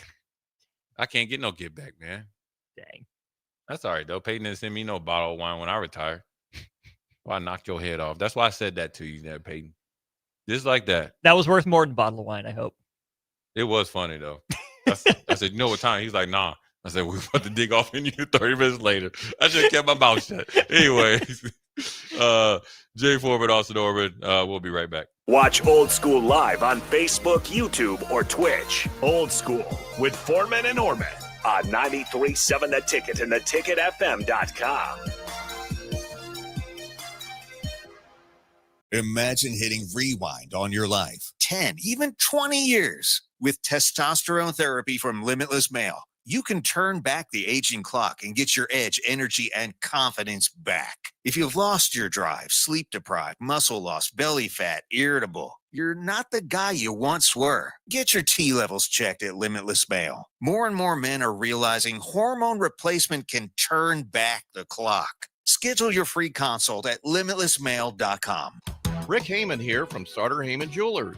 I want to personally thank our great customers for voting us once again the best of Lincoln. At the same time, we're celebrating our 120th year in business in the great state of Nebraska. You can count on Sartor Heyman for the very best quality, value, and customer service. When it comes to your jewelry needs, visit us at South Point, Grand Island, and the Outlet in downtown Lincoln. Visit us today at sartorheyman.com, and thank you for your continued trust after all these years. Attention all Wings fans. Buffalo Wings and Rings has daily specials that will make you want to stop in on all days of the week. Kids eat free on Mondays, and on Tuesdays, enjoy 40% off boneless or traditional wings at a price that makes the whole family happy. And come back on Wednesdays for $1.39 chicken tenders all day long. Get to Wings and Rings today, 68th and O, or in Williamsburg Village. At Valentino's, we're on a mission for tradition. On every slice, for every bite. Golden baked crust, cooked to perfection every time. Savory sweet sauce that's made from our own secret recipe. Loaded with the perfect amount of fresh toppings and melty mozzarella cheese. It's the tradition that Nebraskans have come to love. From game day to every day. Valentino's. Taste the tradition. Mike, the insurance company wants us to replace the roof. Wait, what? I thought everything was fine. Yeah, it says right here our roof is too old and they won't be able to cover us anymore. I guess it is 15 years old. Hi, I'm Austin with Roofing Service Company. We help homeowners with their roofing and siding projects. Financing options are available, and we can get you under a new roof no time at all. If this sounds like you, visit roofingservicecompany.com. That is roofingservicecompany.com. This is James Harrell with NP Dodge Real Estate. When I became a licensed realtor, I wanted a brokerage that would help me grow in my new career. I found that in Lincoln First Realty. When Lincoln First was acquired by NP Dodge, the training and support I received only got better. I love knowing I have the power of the NP Dodge brand behind me. I would recommend NP Dodge to new agents looking to jumpstart their real estate career and to current agents who want to take their business to the next level. Expand your career with NP Dodge. Call Eric at 402-434-2222. A business's phone is the lifeline to its customers and potential clients. That's why it's so important that you can take calls seamlessly from anywhere, whether you're on the road or in the office. Hamilton Business Technologies can help ensure your phone rings wherever you are. We can equip your headquarters and any of its locations with the right tools for smooth, professional call handling. As the official business IT partner of the Huskers, we know how to keep Nebraska businesses connected. Learn more at hamiltonisbusiness.com. Ready to score big with your projects? Look no further than Edward Stone, the MVP of natural stone for over 2 decades. Edward Stone is cranking out over 30,000 square feet every week and offers a winning lineup of over 70 quality natural veneer stone selections. Their unbeatable variety and experienced team will ensure your project is a success, whether it's a home renovation or a commercial build. And hey, they're not just about stone. They've got an all-star lineup of fireplaces, cast stone, brick, and much more. Swing by one of their locations in Lincoln or Omaha today and experience the Edward Stone difference, your reliable choice for over 20 years. Are you looking for an exciting new way to put your skills to work? Explore new career options in the fintech industry at Currency, a Sandhills global company. We offer full-time positions in financial sales, compliance, operations, and other fields. We also offer a 4.5-day work week, an attractive benefits package, and opportunities for advancement. Put your motivation to work and grow with us at Currency. Visit gocurrency.com/careers to learn more.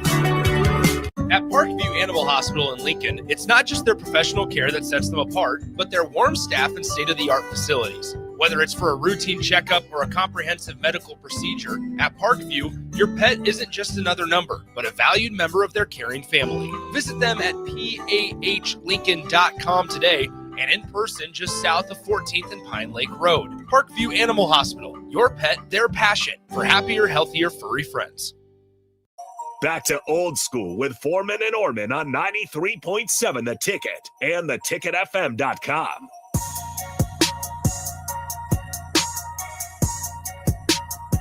What up, Jay Foreman, Austin Orman? Quick segment here before we get out of here. Appreciate Jason Peter coming in, dropping some knowledge. D-line play and everything else going on here in Lincoln. We got to get him in for a little bit longer than an hour, but got family business to attend to. Appreciate you guys texting in and calling in with a funny memory of national championship game, but then also for the Black Shirt Breakdown Whiteboard Wednesday. I have 2 things for you real quick. All right. First of all, you mentioned getting back shouldered. Mm-hmm. When is that going to be stopped? I mean, that's kind of a cheat code. Like, is there anything a defense can do against a back shoulder play other than get really lucky and anticipate it? Yeah, you got to be really excellent with your hands and really be able to play in through their body. It's kind of look, when Peyton Manning and Dallas Clark and like Brady and those, you're just luck. Now there's other factors that can help you. Getting your hands up on defense from the defensive line, throwing off the timing and playing physical through it. You got to have good eyes and good balance and stuff. But yeah, it's a cover 2 beater. It's a man-to-man beater. It's a cover 4 beater, cover 3. You can run. You can throw back shoulder on the seam routes. You can do it all. Mm-hmm. You know who started that though, right? The greatest thrower of the ball of the football I've ever seen. Your boy Dan Marino? Dan Marino. And you know who he got it on, right? Aaron Glenn. Oh, no. Oh, yeah. Yeah. Oh, man. Oh, yeah. What's the next thing you got for me? Shout out Fred Warner. What's the future hold for him? Oh, it'll be fine. You think? He got that was lucky. Pretty bad. It looked pretty yucky. Dislocated ankle. Yucky. Which I know that there is. Here's what he got out lucky. No ligament damage, dislocated ankle, bones heal up faster than ligaments. He'll be just fine. I did both. So I was just done. And the wheels was how I got paid. And I was on run flats after that. AMI could only do so much. AMI, if AMI was around, I'd probably be all right. It was just bad timing. He got hurt early in the season. By the end of the season, he'll be already into rehab. He'll be just fine. He's young. He's the best linebacker in the league. If this is the worst, then he'll be just fine. He's cold-blooded though. Sure hope so. I mean, that's the guy. I mean, right. Now that you wish anyone in the NFL. But didn't he go to BYU? Ooh, did he?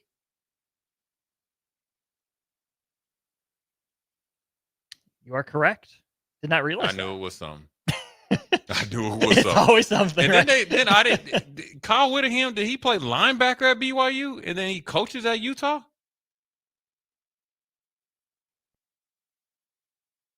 Your linebacker and fullback from 78 to 81 at BYU.